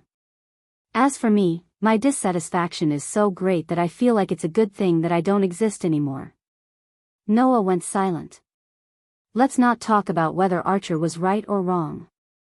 Noah felt that no matter which world it was, there were plenty of people with unbearable pasts. The Archer servant in front of him was obviously one of them. Rin and Osaka stared at Archer as if she was trying to see through his heart. She bit her lips. Why are you suddenly saying this? Why? Archer's expression revealed a hint of helplessness. I just feel like if I don't say it now, I won't have the chance to say it in the future. The bad premonition in Rin Enben's heart suddenly grew stronger, causing her to bite her lips harder and harder. Archer sighed and finally let go of his hand that was covering his chest. When Archer removed his hand from his chest and let Noah and Rin Enben see his chest, Noah and Rin Enben reacted differently. Noah seemed to have expected this and closed his eyes. Rin and Osaka's eyes widened as he fell silent. On Archer's chest, where his heart was, there was a hole. A large amount of blood seeped out and dyed Archer's clothes red. As you can see. Archer forced a smile. When I was ambushed by Lancer, my heart was taken away by that deadly magic gun right from the start. It's already not bad that I'm able to hold on until now. The ominous premonition came true. Rin Enben gritted his teeth, his expression filled with unwillingness. He had no choice but to accept this. Archer's heart had been pierced through. If he wasn't a spirit and had been holding on, he would have died a long time ago. Archer's departure meant that Rin Enben had lost her master status. Of course, Rin Enben still had the command curse. If she could find another servant to contract with, she could continue to participate in the Holy Grail War as a master. However, losing the servant that he had summoned was already a loss for Rin Osaka. For a girl like her who saw victory as her mission, it was hard to accept this fact. Rin Enben didn't feel as sad about Archer's disappearance. After all, the disappearance of the servant didn't mean that they were gone. Originally, the servants in the Holy Grail War were just the avatars of the heroic spirits in the outer world. Archer's disappearance meant that he had returned to the seat of heroic spirits. He didn't really die. I'm sorry, Archer, Rin Enben smiled weakly. If I didn't ask you to provide long-range support and asked you to come with us, you wouldn't have been attacked by Lancer, and you wouldn't have had to leave now. I'm always like this. I always make mistakes at the most crucial moments. If you want to resent me, resent me. You think too much, Rin. I don't have any reason to resent you. Archer shook his head. I don't want to fulfill my wish, so I don't care much about the Holy Grail. I only fought because you wanted to. I don't resent anyone. However, I hope that you will remember what I'm about to say. Archer's expression suddenly became serious. You need to be careful. The Holy Grail might not be a good thing. Archer's sudden words shocked Noah and Rin Enben. What did he mean by that? As I said before, I was also a person of this era, Archer said word by word under Noah and Rin Enben's surprised expression.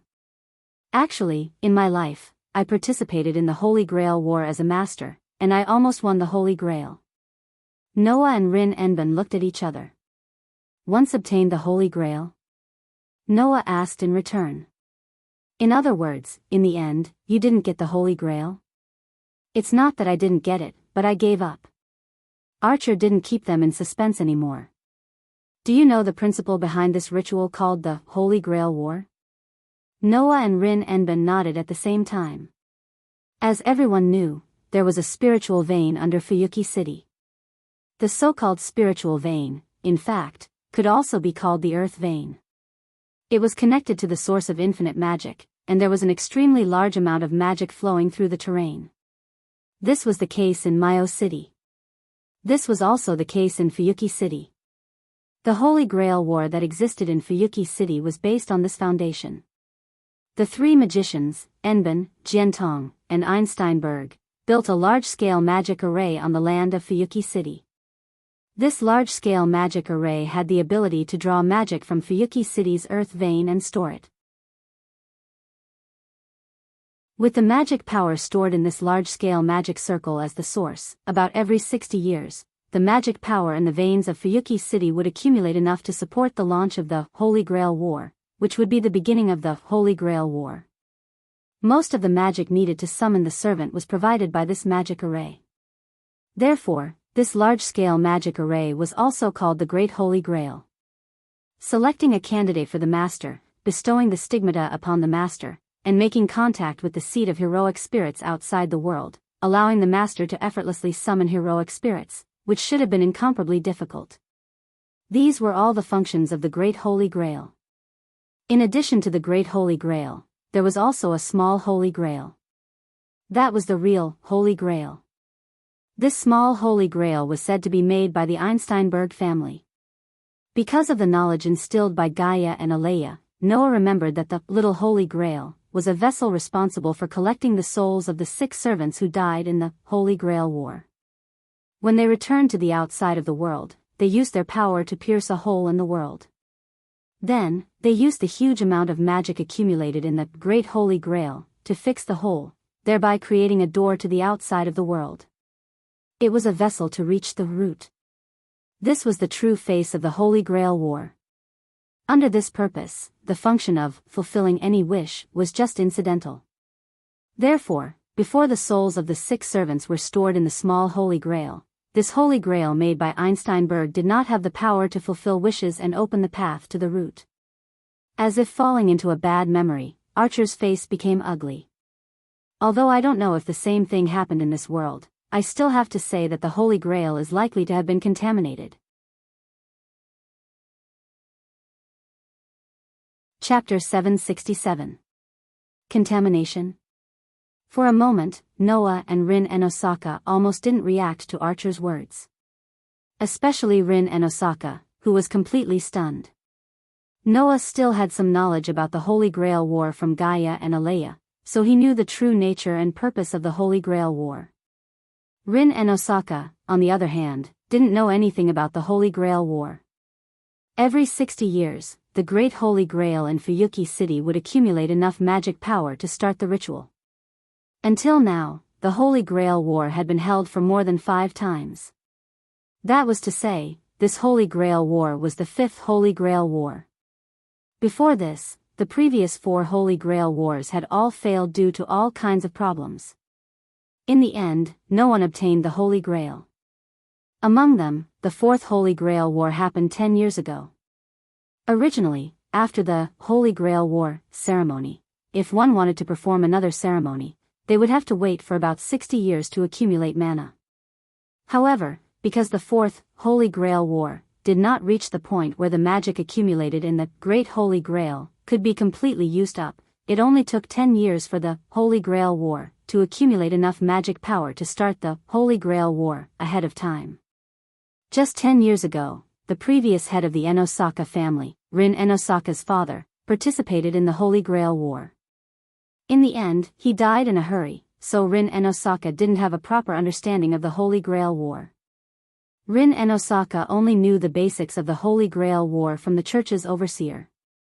Rin Osaka thought that the principle behind the Holy Grail War that Archer mentioned was that the 7 masters and the 7 servants had to decide a winner before the Holy Grail would descend.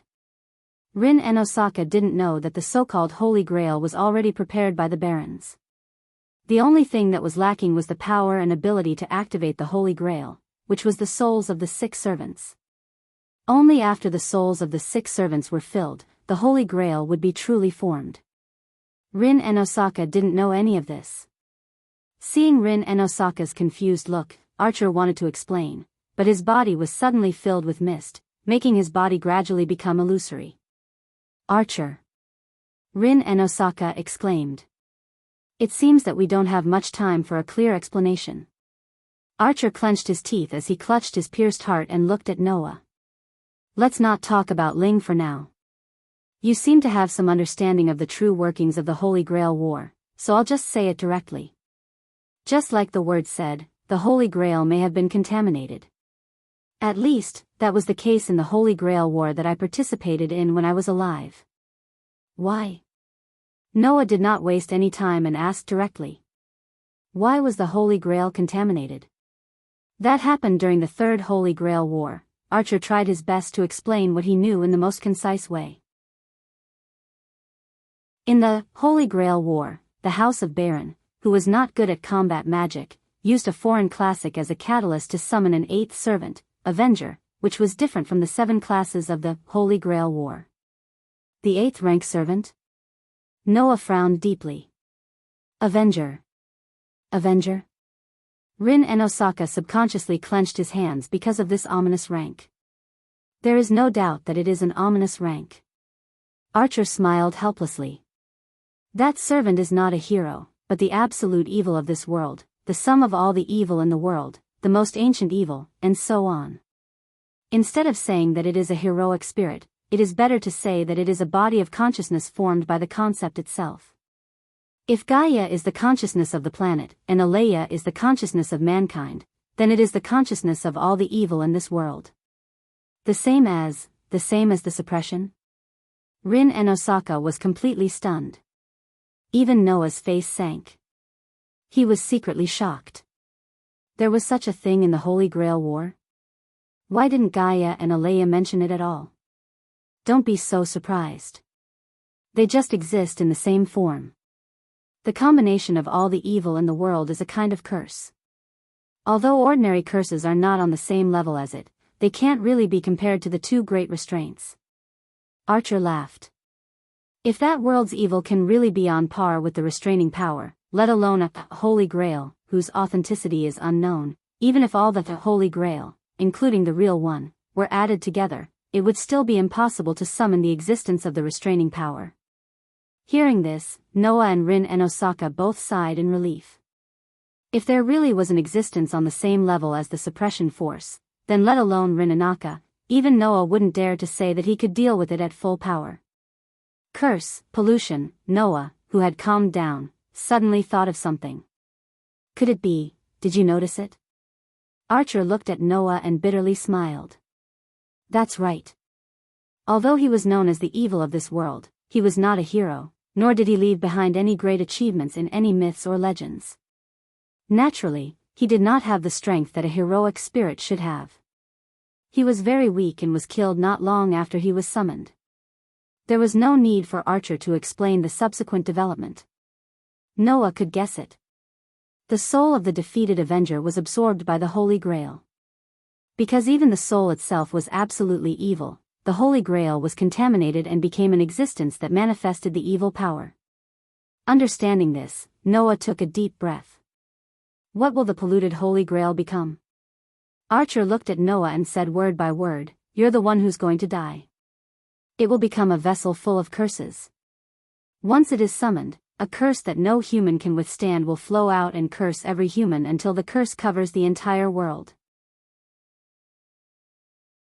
Although Rin and Osaka didn't understand the theory behind it, she still understood what Archer was trying to say. She took a deep breath. Even Noah could not help but be speechless. He did not expect that participating in a ritual that Gaia and Alea called entertainment would involve the life and death of all humans. Although I don't know if this world is the same, the Holy Grail War that I participated in was such an existence. Therefore, I gave up on the Holy Grail. Saying this, Archer's voice started to fade away. At this time, Noah and Rin and Osaka realized. Archer's body had almost disappeared. Archer. Rin and Osaka opened her mouth as if she wanted to say something, but in the end, she chose to stop and closed her eyes. After a while, she opened her eyes with a gorgeous smile on her face. It doesn't matter if the Holy Grail is contaminated or not. What I have done will not change. I participated in this ceremony for the sake of victory. So, Archer, even if you leave here, I will not obediently admit defeat. I will take your share and obtain victory. Is that so? Archer suddenly smiled. His smile was very gentle. Then you are really reliable. Leaving behind these words, Archer's increasingly illusory body finally began to slowly dissipate. In the end, he completely disappeared from the spot. Archer, leave. Rin and Osaka stared at the spot where her servant disappeared. She did not speak for a long time. Noah turned around and looked at Ludong Temple behind the mountain gate above the stone stairs. He then raised his head and looked at the sky. Rin and Osaka might not have heard it. But Noah did hear it. When Archer returned to the seat of heroes, a sentence entered Noah's ears. If you want to find Lancer, then go to the church. This was the last sentence that Archer left behind. At that moment, Noah's eyes flashed with a thoughtful light. The church, huh? Chapter 768. Bang! As soon as he returned home, Rin and Osaka seemed to have completely lost his strength.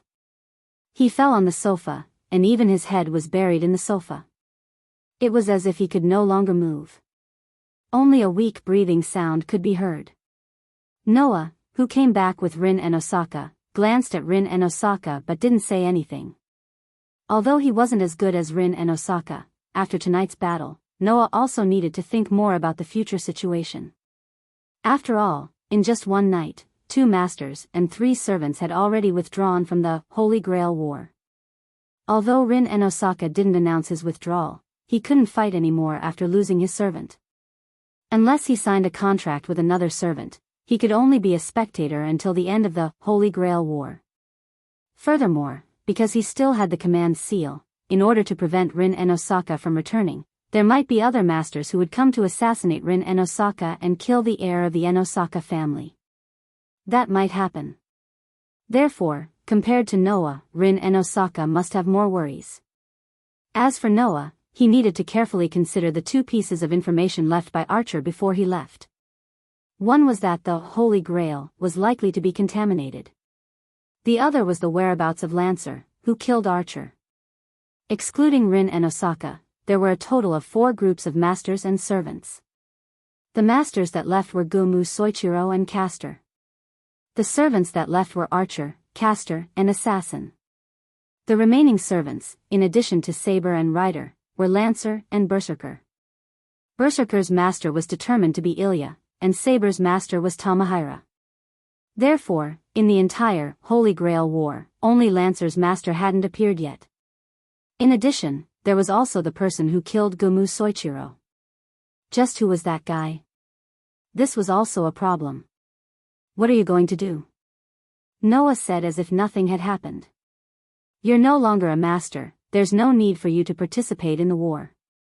For your own safety, it's better to seek refuge in the church. Don't even think about it. Rin and Osaka finally reacted. He lifted his head from the sofa and met Noah's gaze with a strong will. I've said it before. Even if Archer leaves, I won't admit defeat. Is that so? Noah smirked. In other words, you're going to find another servant who's alone to contract. Me too. Rin and Osaka finally had a bitter expression on his face. However, among the remaining servants, the Berserker is someone that cannot be negotiated with.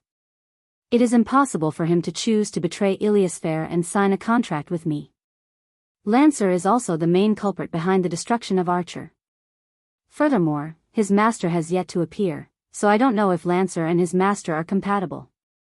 There is too little information, so he is basically not a contract target. Originally, signing a contract with Saber would be ideal. I lack a servant, and her master is unconscious and unable to fight. If we want to win, then the best choice is to sign a contract with her. Rin and Osaka sighed. However, I don't think that a knight like Saber would abandon her master and sign a contract with someone else. It's no different from betrayal, so Saber would definitely not do it. Rin and Osaka glanced at Noah. Or, do you want me to target your rider? I have no objections. Noah shrugged. As long as you can do it. After hearing Noah's words, Rin and Osaka stared at him and did not say anything else. Being stared at by Rin and Osaka like this, Noah raised an eyebrow. You should be a smart person, so don't ask me why I didn't kill you to prevent another master from coming back. If you do, I'll probably have to reevaluate you. In the face of Gomu Soichiro, who had lost his ability to resist, Noah said that he didn't have any hobby of killing people. If Rin and Osaka asked this question again, then Noah would have to reevaluate Rin and Osaka's intelligence. Then, I'll change the question. Rin and Osaka said calmly without any emotion. Is our partnership still going to continue? It was no wonder that Rin and Osaka would ask such a question. After all, cooperation was based on the fact that both sides had their own value. Now that Rin and Osaka had lost his servant, he had no way to compete with other masters. Under such circumstances, Rin and Osaka naturally lost the value of continuing to cooperate with him. In response, Noah asked back. Our partnership was originally to deal with Berserker. You were responsible for stalling for time, and I was responsible for using the time you bought to kill Berserker. Now that you don't have a servant, if you go up against Berserker, will you run away because of this? How is that possible? Rin and Osaka answered without hesitation. Didn't I say that even without Archer, I won't admit defeat? Then isn't it fine? Noah said in an indifferent tone. The division of labor between us hasn't changed. If we need to deal with Berserker, you'll still be in charge. As long as you can buy time, everything else has nothing to do with me. Rin and Osaka went silent. After a long time, Sui-kun raised her head, and a beautiful smile slowly appeared on the face of the popular idol of Sui-kun Academy. You're really gentle, Noah frowned and protested. Why did you come to such a conclusion? Rin and Osaka ignored Noah's words. With a mischievous smile, he buried his head back into the sofa. He no longer looked as powerless as he did before. At this time, a shadow flew in from the window and landed on the floor of Rin and Osaka's living room with a loud clang. Rin and Osaka quickly raised his head again. When he saw who it was, his spirit was lifted. Saber. It was Saber, who went to chase after the mysterious person who killed Gomu Soichiro. How was it? Noah stepped forward and looked at Saber. Did you catch up? Saber glanced at Noah and Rin Enben. After a while, she shook her head. Not only did I not catch up, I didn't even see what the person looked like. I'm very sorry. Even Saber didn't catch up. Rin and Osaka was shocked. Does that mean that person is a servant? I'm not sure. Saber met Noah and Rin and Osaka's gaze. But I can feel a very strange magic. It doesn't seem like a human's magic. Doesn't seem like a human's magic? Rin and Osaka rubbed his chin. Since it's Saber's feeling, it shouldn't be wrong. The person used a gun to kill Gemu-sensei. Could it be a lancer? No. Noah denied Rin and Osaka's guess. Lancer's gun is a red magic gun. That gun is obviously too luxurious. It's definitely not Lancer's gun. Rin and Osaka and Saber looked at each other. If it wasn't Lancer, then who could it be? Berserker. Impossible. That guy had gone berserk. He didn't know how to speak or retreat. He only knew how to charge and didn't use a gun. It couldn't be him. If it wasn't Lancer, then who could it be? When Rin and Osaka and Saber fell into silence, Noah came to the window and looked at the night sky. He recalled Archer's last words. Thus, Noah suddenly spoke. "En Osaka, what kind of place is the church in Fuyuki?" Chapter 769. The church? Noah's words startled Rin Enben, and he couldn't help but ask curiously. Why are you asking about this? I'm a little concerned. Noah waved his hand perfunctorily. Also, as a master, I have never been to the church and have only seen the supervisor of this year's Holy Grail War. I don't know much about the church, but you seem to know a lot about it. So, tell me more. Undoubtedly, you didn't go the last time I asked you to, and now you're bringing this up again. How suspicious. Rin Enben stared at Noah for a while before continuing. If you want to ask about the supervisor of this year's Holy Grail War, although it wasn't my intention, I do know a lot about him. After all, he's my guardian. Guardian? Noah was surprised. The supervisor of the church is your guardian? I know it's strange, but the relationship between them is also very complicated. Rin Enben said in a somewhat emotionless tone. That fake priest is indeed the supervisor of the Holy Grail War, but he's also related to the association that we magicians belong to. Rin Enben paused for a while as if he was organizing his memories.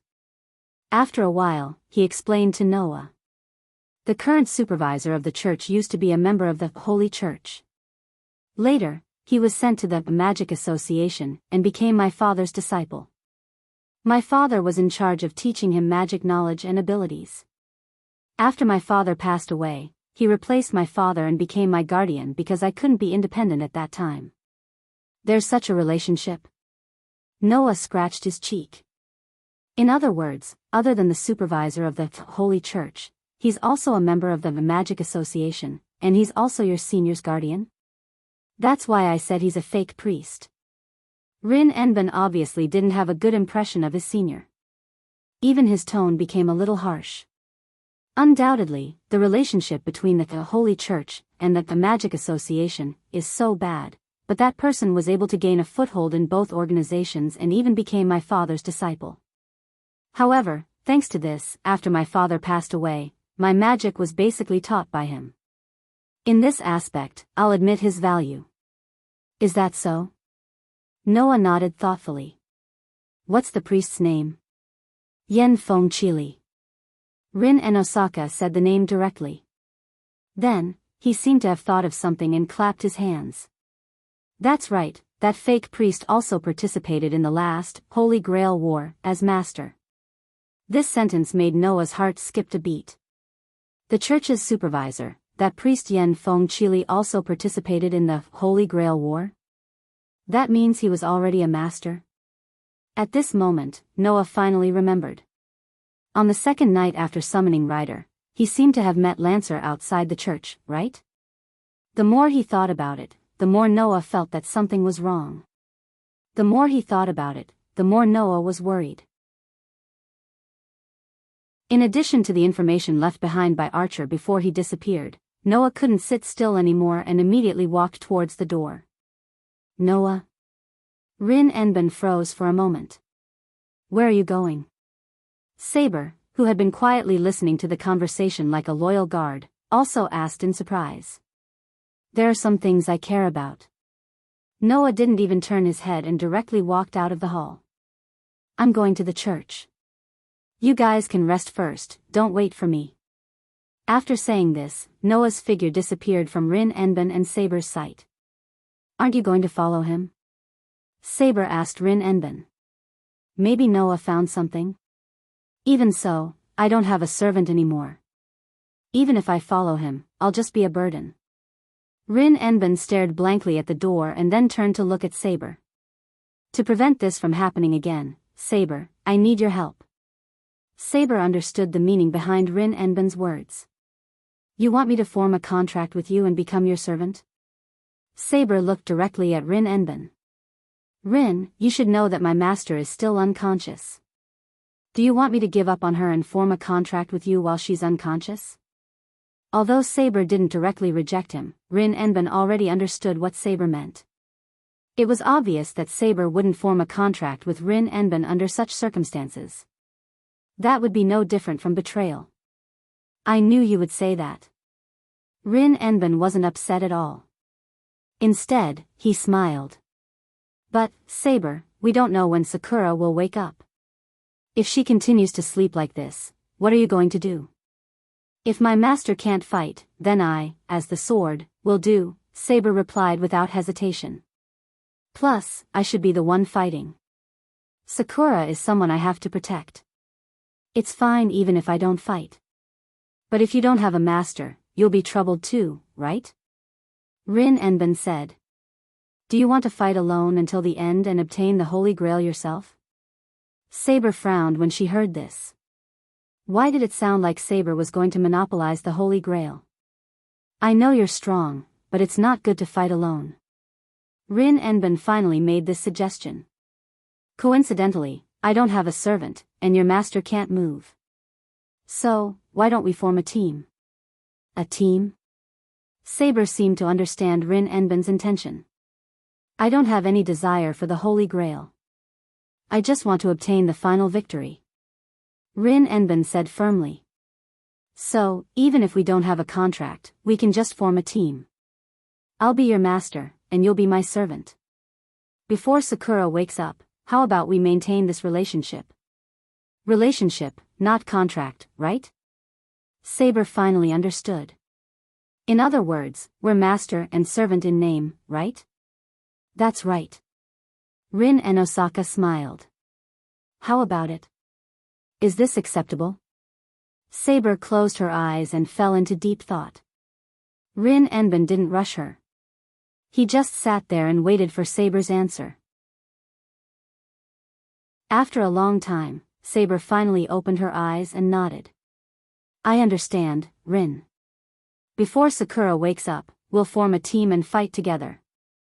Hearing this, Rin and Osaka smiled in satisfaction.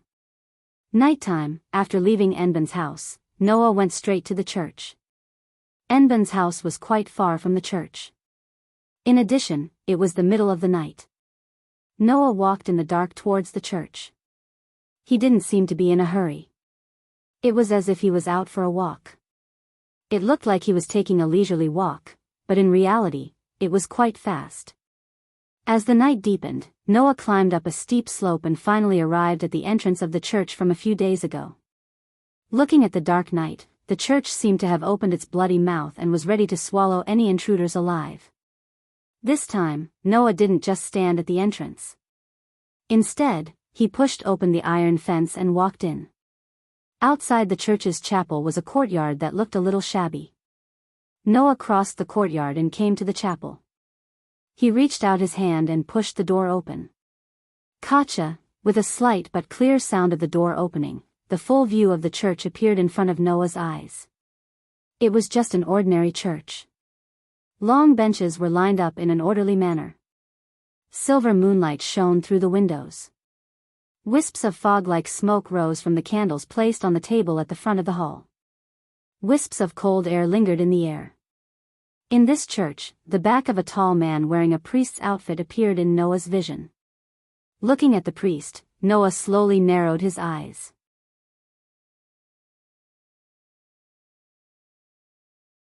Chapter 770. In the middle of the night, the chapel did not have the slightest hint of holiness. Instead, it gave off a sinister vibe. In such a sinister chapel, at the very front, the priest holding a book did not seem to notice Noah's arrival at all. His head was still lowered, as if he was silently reciting the scriptures of the Bible. At least, he looked quite pious. However, in this sinister chapel, the scene of a tall priest silently reciting scriptures was very strange no matter how one looked at it. If it was a timid person who saw this scene, they would definitely subconsciously have the idea of turning around and leaving, right? Not only did Noah not turn around and leave, but he pushed open the door and walked into the chapel without any disguise. Every step he took caused a clear sound of footsteps.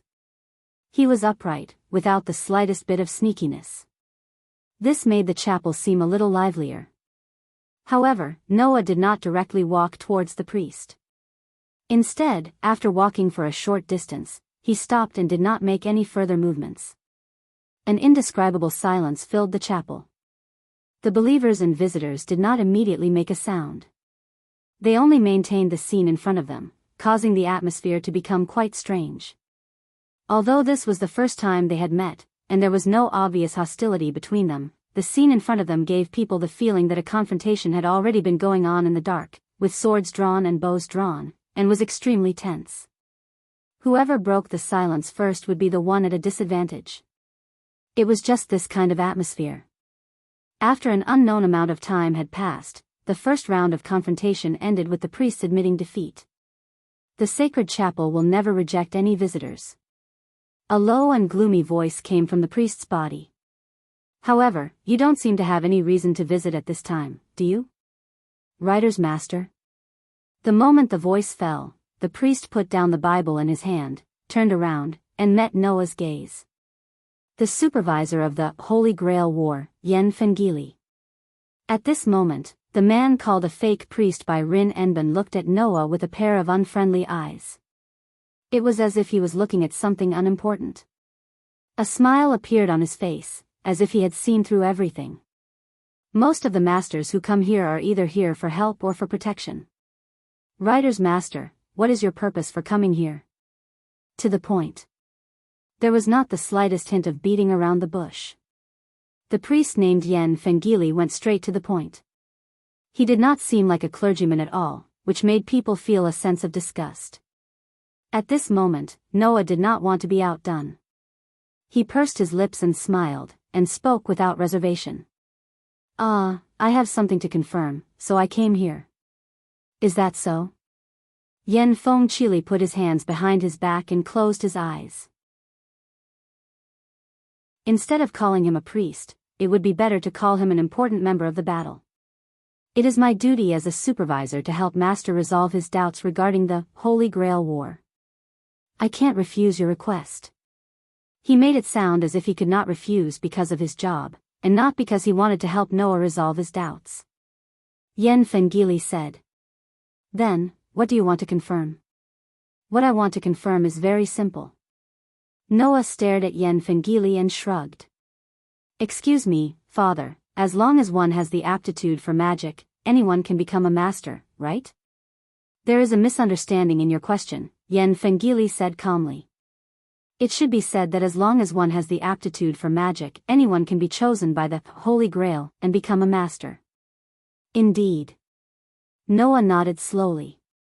Then, does that include supervisors who know how to use magic? Yen Fengili opened his eyes and looked at Noah's half-smile. He actually smiled as well. Unfortunately, no matter which Holy Grail War it was, there was no precedent of a supervisor being chosen by the Holy Grail, including this one. There is also a misunderstanding in your answer. Noah's eyes flashed. Not being chosen is one thing, and not being able to become a master is another. Depriving a master of his command incantation, and robbing the master of his identity and rights, there should be many precedents in the Holy Grail Wars of the past, right? The whole place suddenly fell silent. The smile on Yen Fengili's face disappeared little by little. His resolute face was expressionless as he looked straight at Noah. What are you trying to say? I don't think you are an idiot, Father. Noah crossed his arms, and there was some pressure in his eyes. As one of the masters of the previous Holy Grail War, and the supervisor of this Holy Grail War, I don't think you are so ignorant of the rules of the Holy Grail War. In short, what you want to say is, did I steal the command incantation from another master and intervene in this Holy Grail War and break the rules? Yen Fengili said calmly.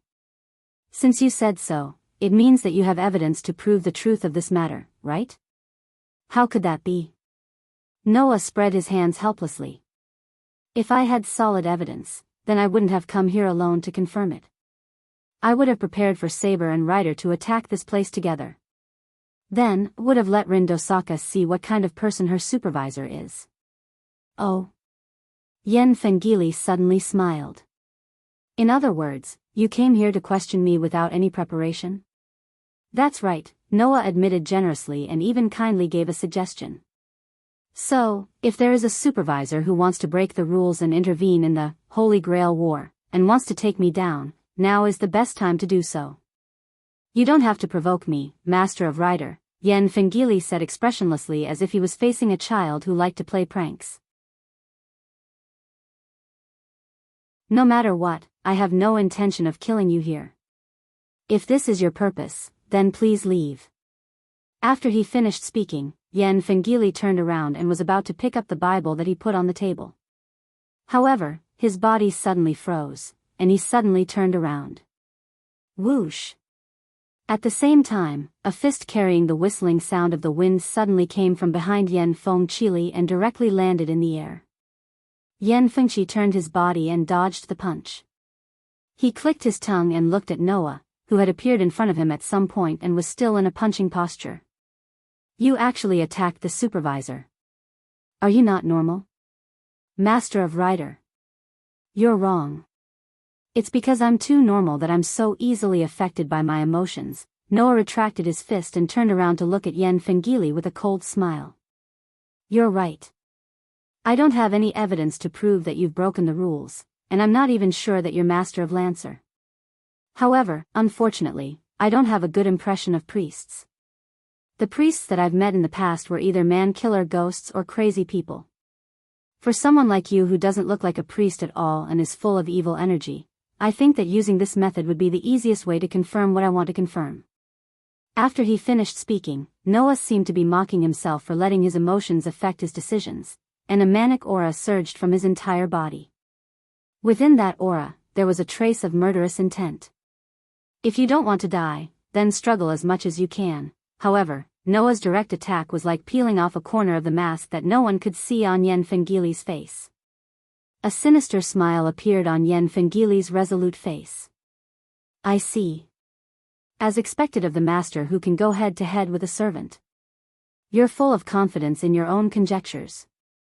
Then, there's no need to beat around the bush. You have the demeanor of a magician, Noah Doria. Have you gathered sufficient information about me? Noah extended a palm in Yan Fengili's direction. In that case, let me see what you're capable of. The moment he finished speaking, a beautiful magical formation appeared in front of Noah's palm. Light illuminated the church.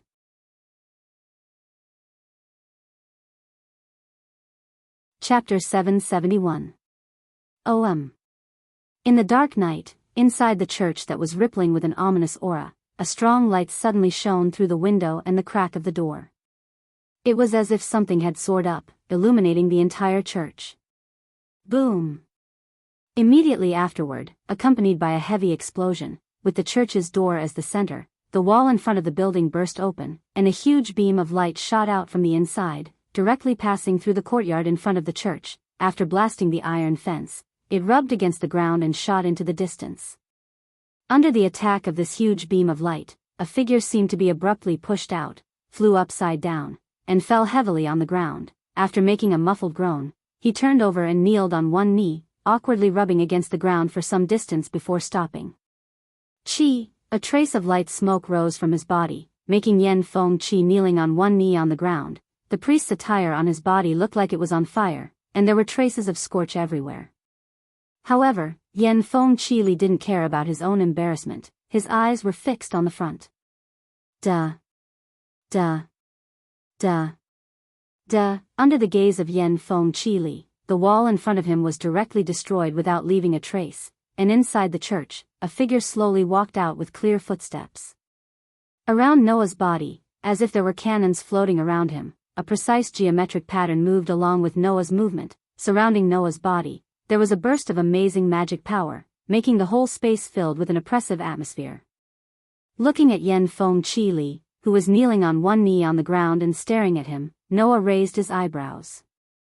You're really worthy of being able to stand firmly in both the Magic Association and the Holy Church at the same time. That attack just now almost forced Castor to leave the stage. Even after taking that attack, you didn't suffer any obvious damage. You're quite capable. After saying such a sentence, Noah raised his hand again, as if he was giving orders. He waved his hand gently. An intricate geometrical pattern in the space around Noah suddenly trembled, and the astonishing magic power that lingered within suddenly converged. Yan Fengqi, who had already seen Noah's magic cannon once, suddenly jumped up and rolled to the side without caring about his image. The next moment, a beam of light made of magic power burst out from the magic array, crossing the space, carrying a dazzling light and a strong impact, and fell on the position where Yan Fengqi was a second ago. Bang! An amazing big explosion was stirred up from the courtyard in front of the church, bringing terrible wind and fire in all directions. Although Yen Feng Qi Li escaped the direct attack, he was still affected by the wind and fire. His whole body was like it was hit by something heavy. He once again hit the ground, and rolled uncontrollably. However, this time, Yen Feng Qi Li did not choose to adjust his posture. Instead, he simply took advantage of the wind and rolled on the ground. He stomped on the ground with one foot, making his whole body spin like a top. With a turn, he rushed to Noah's side. Ha! With a loud shout, Yen Feng Qi Li clenched his hands into fists. His fists were like iron hammers, following his spinning body in an arc, and punched directly in Noah's direction. However, almost at the same time, Noah raised a fist with a cold smile and pulled it behind him. In the vibration of the air, his whole fist was covered by a golden vortex of air, bringing with it an ear-piercing whistling sound as it met Yen Feng Qi Li's fist. Bang! With a heavy muffled sound, the strength qi caused by the collision of the two fists spread out like ripples. Noah's body trembled slightly. Then, he dispelled the force of Yen Feng's punch that was aimed at him. However, Yen Feng Qi Li was sent flying by the terrifying impact of Noah's annihilation strike. Amidst the chaotic sounds of footsteps, he finally managed to stabilize himself with great difficulty.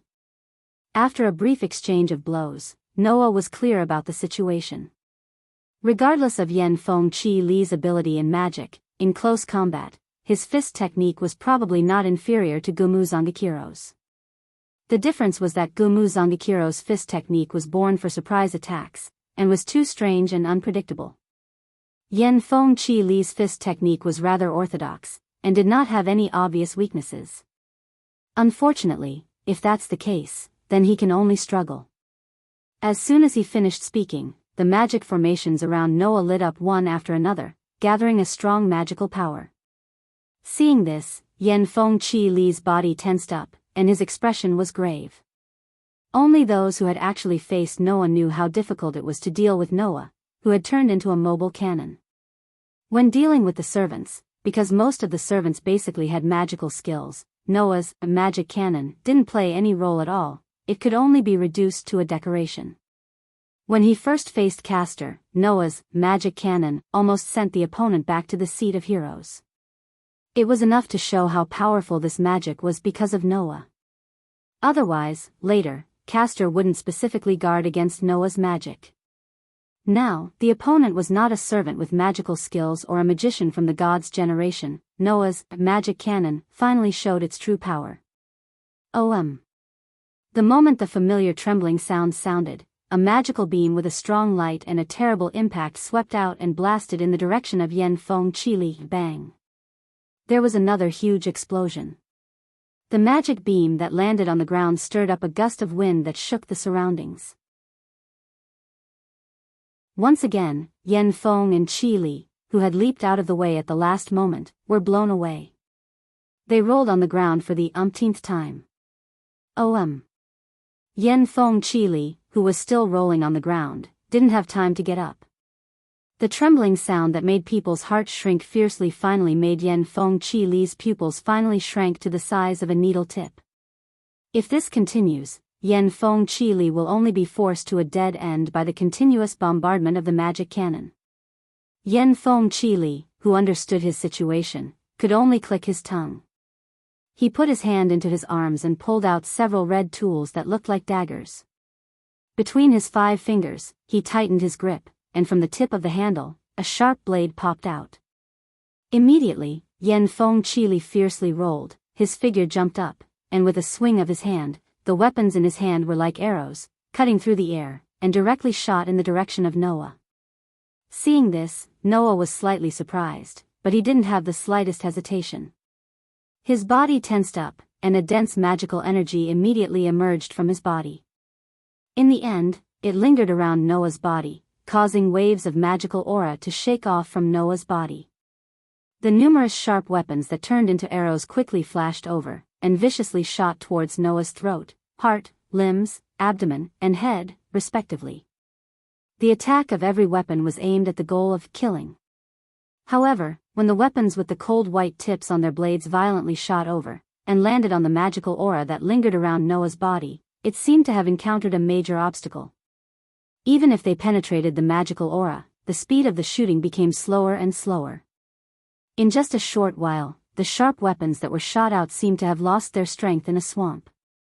Before they could even touch Noah's body, they slowed down one after another, and fell to the ground with crisp sounds. Without giving Yanfeng Qili any chance to react, a magical array around Noah rotated, and a burst of dazzling magical light burst out, causing the magical light to turn into a beam of light. Following a straight trajectory, it violently landed in the direction of Yanfeng Qili amidst the vibrations in the air. The violent impact and flames were set off. This time, Yanfeng Qili was hit directly because he dodged too hastily. He spat out a mouthful of blood, and his body flew out.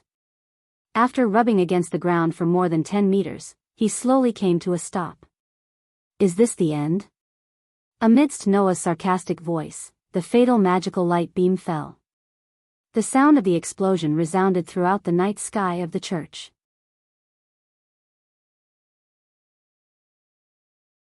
Chapter 772. Boom! When the gigantic magic light beams suddenly landed in the courtyard in front of the church, setting off stormy waves of impact and dense flames that soared into the sky, completely covering Yanfeng and Qili's bodies, Noah's expression did not show the slightest bit of happiness. Instead, it darkened slightly. TSK, TSK, TSK, TSK. After being bombarded by Noah's magic cannon several times, there was basically no place in the courtyard in front of the church that was unscathed. There were either deep holes in the ground, or the stone bricks on the surface had been blown off, leaving only a layer of black soil. It was as though the ground had been charred by a fire, and traces of smoke were everywhere. In such a messy place, the shockwaves and intense flames that had just been stirred up began to slowly dissipate. Not long after, a figure appeared in the center of the flames. However, it was not Yanfeng Qili's figure. At this moment, Yanfeng Qili was still lying on the ground with blood at the corner of his mouth. He had been protected by the person who had suddenly appeared and escaped the disaster. Noah had more or less expected this outcome. Regardless of whether it was the conclusion made by his own speculation or the fact that a figure had suddenly barged into the area covered by Noah's sensing ability after the magic cannon fired and protected Yanfeng and Qili, the result was obvious. Hence, Noah laughed coldly. You're finally willing to appear? Lancer's servant? The newcomer was none other than Lancer. Holding the familiar crimson magic spear, Lancer first glanced at Yanfeng Qili, who was lying on the ground behind him, clutching his chest and continuously coughing out blood. Then, he turned his gaze back to Noah with a helpless expression on his face. Aya, he still attacked. This sentence indicated that Lancer had actually been observing the situation from the side. However, Lancer did not seem to have any intention of interfering in the beginning. He did not even enter the area covered by Noah's sensing ability, so Noah did not discover him. Now, Lancer's appearance had confirmed Noah's speculation. There was no doubt that Yanfeng Qili was Lancer's master. In other words, as the supervisor of the Holy Grail War, Yanfeng Qili really interfered in the Holy Grail War and made an example of violating the rules like Castor. Yanfeng Qili clutched his chest and struggled to get up. He didn't look at Lancer in front of him and stared straight at Noah, who was opposite him. His face was a little pale because of his serious injury. I didn't expect that you were really going to kill me. Didn't you think about what would happen to you if I didn't violate the rules? What? Will someone avenge you? Or will the Holy Grail give me a punishment? Don't tell me you're trying to say that you've offended the Magic Association and that the Holy Church? Noah said sarcastically. I'm sorry, but no matter what the consequences are, I'm not afraid of anything. Oh. Yanfeng Qili tried to straighten his back and also sneered. Originally, because you didn't have any hostility to the rest of the masters, and you even saved Tong Ying and didn't do anything to Ling who lost his servant, I thought you were just a naive boy. I didn't expect that even if there was the possibility of being wronged by you, you would not hesitate to kill me. I admit that my evaluation of you is too one-sided. No, your evaluation is basically correct. I don't have any desire for the Holy Grail, and I don't participate in this ceremony with some kind of mission like you, Onsika. So, I'll turn a blind eye to the other masters if I find them pleasing to the eye. If I don't find them pleasing to the eye, I'll teach them a lesson or even kill them. I won't be hostile to the other masters just because of this ceremony, Noah said with a smile that wasn't a smile. You are the same. Hearing this, Yen Fengqili narrowed his eyes. In other words, what caused you to be hostile towards me? Well, it's okay if you interpret it that way. Noah pursed his lips. Who asked you to have the exact same feeling as the two murderers and psychopathic priests I met? In fact, the moment he entered the church and saw Yen Fengqili, Noah's impression of Yen Fengqili dropped to the lowest. There was no other reason than the feeling Yen Fengqili gave Noah was too similar to when Bingyong Li and Fried that he met before. Although it was just a feeling, the more Noah talked with Yen Fengqi and Qi Li, the more he felt that Yen Fengqi and Qi Li were the same as when Bingyong Li and Fried. They were a group of people with completely flawed values. They were definitely not good people. That was why Noah chose to make a move in such a domineering manner. Reality proved that Noah's feeling was right. Yen Fengqili was indeed not a good person. How do you feel? Yen Fengqili closed his eyes and said such a sentence. I thought that if this continues, when I reveal my true identity, it should be at the end of the Holy Grail War. But now, I've been exposed ahead of time. I thought that when I reveal my identity, it must be in front of Ling. That way, Ling's expression will be very interesting. Hearing Yen Fengqili's words, Noah also had a deep question in his heart. He remembered that when he first fought with Castor, Castor said that because Lancer's master wanted a little girl, he sent Lancer to cooperate with Castor. So far, there was only one person who would be called a little girl by Castor. At that moment, Noah asked, Are you thinking about Nagasaka? Idea? Yen Fengqili smiled, and his smile was unusually happy. If it's because I want to see what kind of interesting reaction Ling will have when he learns the truth, then I am indeed thinking about it. Yen Fengqili's smile directly made Noah's mood become very bad. The truth? It doesn't matter if I tell you. Yen Fengqili's mouth evoked an unpleasant arc. I just want to know what kind of expression Ling will have when she learns that her father died in my hands. Hearing this sentence, Noah was shocked. You killed Nagasaka's father? I can't help it, he is my teacher. Yen Fengqili laughed more and more unscrupulously. As a disciple who needs to follow behind the mentor, that man's back has been exposed to me too many times. I can't help but want to go forward and stab him with a knife. As a result, I couldn't help but become like this. In the last Holy Grail War, Ling Nagasaka's father, as the head of the Nagasaka family, attended the ceremony as one of the masters, but he died very suddenly. Noah also knew about this matter. So that's how it is. Noah looked at Yen Fengqili's eyes became cold. Was it because you plotted against him that Nagasaka's father died so suddenly? What? You don't have any reason to be angry, do you? Or rather, you should be happy. Yen Fengqili opened his hands, as if he was going to promote some theory, and spat out a calm and slightly deranged voice. After all, it was that man who sent one of his daughters into Jiantong's family and almost fed her to the worms. Don't you love that child of the Jiantong family very much? You should be satisfied with this result, right? What a disgusting guy. As expected, no priest is a good person. I can completely confirm this matter. Looking at the joyful smile on Yen Fengqili's face, Noah's expression gradually calmed down. Forget it. Since my question has been answered, you should obediently leave the stage. With that, Noah lifted his feet and slowly walked in the direction of Yen Fengqili. Seeing this, Yen Fengqili did not say a word. He immediately turned around, clutched his chest, and ran out of the church.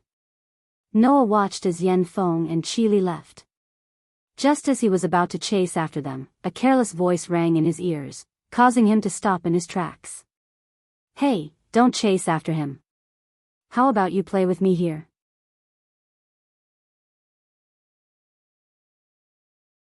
Chapter 773. Hey, don't chase after him. How about you stay here and play with me? Noah stopped in his tracks and looked at Yen Fengili, who was gradually running away. He clicked his tongue and looked at Lancer with a sharp gaze. What are you doing? Lancer asked in a relaxed and carefree voice. What are you doing? Huh? Lancer, who had endured Noah's sharp gaze, did not retreat at all. Instead, he spoke excitedly. Not bad. There are people in this era with such eyes. It really makes one's blood boil. Seeing Lancer's eyes and expression filled with a strong desire to fight, Noah roughly understood what kind of person Lancer was. Battle maniac? I hate this kind of person the most. Noah looked straight at Lancer and declared. Are you going to stop me no matter what? Lancer. I'm sorry, kid. Lancer held the magic spear in his hand tightly and shrugged helplessly. Even if he's that kind of person, he's still my master. Without him, I can't continue to exist. So, it's better if you stay here and accompany me. Is that so?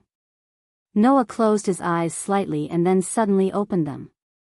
Then let me prepare a worthy opponent for you. After saying this, Noah raised one hand and turned the back of his hand towards Lancer. Lancer was shocked. Don't tell me, you're planning to. Without giving Lancer a chance to react, Noah raised his hand high above his head and chanted loudly. Come here. Rider. This sentence directly turned into the purest of orders and resounded under the night sky of the church. Clang. On the back of Noah's hand, the sword-shaped command incantation, surrounded by two snakes, suddenly lit up and brought with it a rich red light. In the blink of an eye, one of the snakes on the command incantation suddenly faded away and gradually became blurry. The command incantation, which had become indistinct, directly turned into a huge amount of magic power. It rippled and reverberated to the surroundings, causing the space around Noah to suddenly become illusory. Then, a dazzling light burst out from the illusory space. A tall and slender figure appeared in the middle of it. Ryder, who was holding a spike-like chain dagger, raised his head that was wearing an eye patch. With his back facing Noah, he looked at Lancer opposite him and a strong magic wave was emitted from his body. Ryder's servant, here following the summons. As if he didn't see Lancer, Ryder turned around and looked at Noah. Master, please give me your orders. Orders? Noah smiled faintly. No orders, Ryder. This time, do as you like it. Make as much trouble as you want. Hearing this, Ryder tightened his grip on the chain dagger and a bright smile that was usually expressionless. Understood, Master. Noah crouched down like a cheetah and chased after Yen Feng and Chi as soon as he received Ryder's reply. Stop right there. Kid. Lancer naturally couldn't just watch as Noah chased after Yen Fengili. He turned around, but before he could make a move, a strong gust of wind came from behind him. His expression changed slightly and he quickly turned his body sideways. Swoosh. In the sharp sound of the wind breaking, the spike-like dagger connected to the chain brushed past Lancer's body. Like an arrow that pierced through space, it shot out and landed in the air. However, at the same time, an aura suddenly approached Lancer and flashed behind him. Clang. The crisp sound of the collision and the bursting of sparks shook the air. That was the sound caused by the fierce collision between the red magic spear and the chain dagger. The body of the magic spear and the spike-like dagger constantly rubbed against each other, creating strong sparks. Under such circumstances, Ryder raised his head. Although his eyes were covered by a shield, when Lancer met his gaze that shouldn't have existed, he suddenly felt a chill in his heart. Then, Ryder smiled. His smile was like a rose with thorns, full of danger. Let's fight, Lancer. Hearing this, Lancer also smiled. His smile was rather ferocious. All right, I've been waiting for this day for a long time. Violent magic power rose from the two servants, and the tension in the air was instantly ignited. Clang. Then, the loud sound of metal clashing reverberated in the air and didn't die down for a long time. Swoosh. On the other side, Noah, who had Ryder in charge of delaying Lancer, turned into a shadow and flashed under the moonlight. Like a ghost, he rushed into a forest at his fastest speed. Within the range of Noah's sensing ability, he could still sense Yen Fengili's aura. Perhaps because he was injured, Yen Fengili couldn't escape from the range of Noah's sensing ability in time. This was also the most unlucky thing about Yen Fengili. It was destined that tonight would be the most unforgettable and unbearable night for him. Following the remnant aura within the range of his sensing ability, Noah constantly shuttled through the lush forest. His body was extremely nimble as he leaped over the trees. At a speed that could only be seen as a shadow, he sprinted in a certain direction. Swoosh! Just as Noah was about to catch up with the aura in front of him, a weapon that was as sharp as a dagger or a short sword suddenly shot out from the front. It cut through the air, and with a sharp sound, it accurately pierced towards Noah's body. It was a weapon that Yen Fengili had used once in his battle with Noah. It could eject a blade from the dagger-like hilt. It was said that under normal circumstances, only members of the Church of Holy Light would use this weapon. It was a weapon called the Black Key. In terms of swords, this weapon wasn't refined enough, and its sharpness couldn't be compared to ordinary swords. However, in terms of length, it was a weapon that was very suitable for throwing. Moreover, this weapon had a miraculous effect on spiritual bodies. The blade of the sword was weaved with magic. As long as there was a hilt, it could be carried on one's body at any time. When it was time to use it, it could be taken out. The blade of the sword weaved with magic could be used in battle. It was a very convenient and miraculous weapon. If this weapon was used against a servant, as long as it could hit, it would be able to cause damage. It was a pity that Noah wasn't a spiritual body. To Noah, Yen Fengili's Black Key was no different from ordinary daggers and short swords. Pung! Immediately, a violent and dense magic burst out from Noah's body. It was like a shockwave that blew in all directions. Dang dang dang dang dang. The black keys that were shooting towards Noah were directly blown away by the magic storm that burst out from Noah's body. It was as if they had landed on a steel shield, and they were all knocked away. From this, it could be seen that in terms of power, these black keys were indeed somewhat lacking. The appearance of these black keys was equivalent to telling Noah. Yen Fengili was right in front of him. Along with the dense magic wave, Noah's eyes flashed with a hint of sharpness. He turned around and stomped on the trunk of a tree. His entire body turned into an arrow and shot out rapidly, flashing forward. Not long after, in the field of vision in front, a figure wearing a priest's outfit, covering his chest and fleeing in a sorry state was imprinted in Noah's eyes. As if he had sensed the movement behind him, Yen Fengili turned around with all his might. However, there was not a single figure behind Yen Fengili. This result not only did not make Yen Fengili feel relieved at all. Instead, he was shocked. He turned around abruptly and looked in the direction that he was fleeing in. There, a figure quietly landed on the ground. Yen Fengili's face darkened. Yen Fengili's intuition told him that it was him. There was really no way for him to escape today. Escape? Noah revealed a cold smile. Do you think you can escape? Fake priest.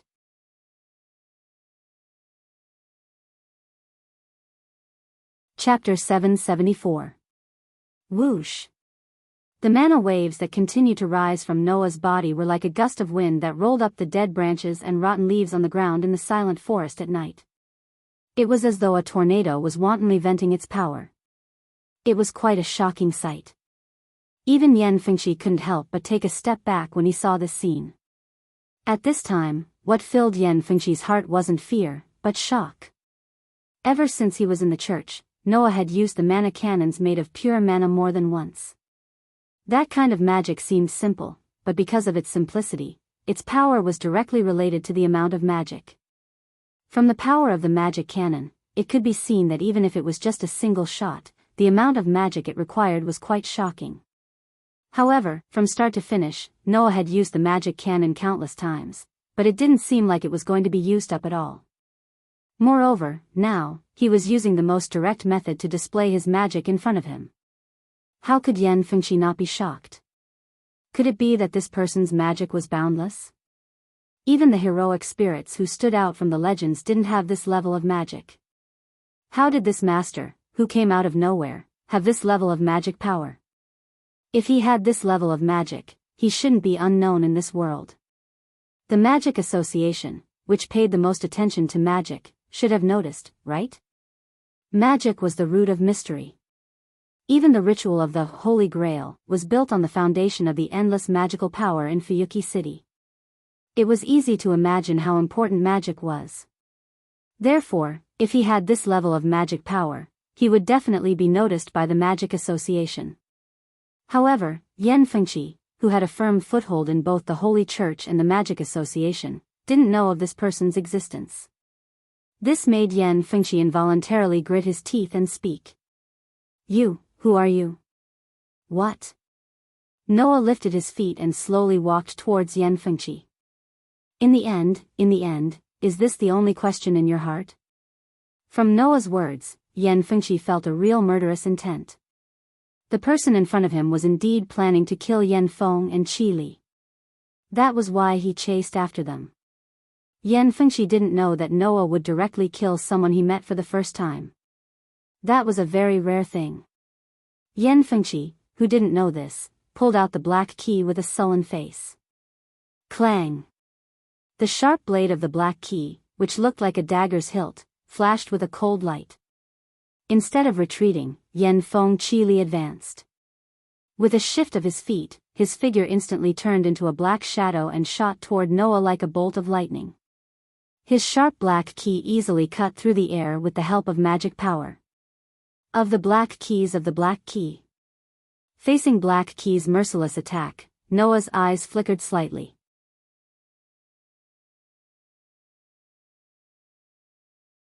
Like a python that had wrapped around its prey, it tightly sucked onto Yan Fengqi's black key.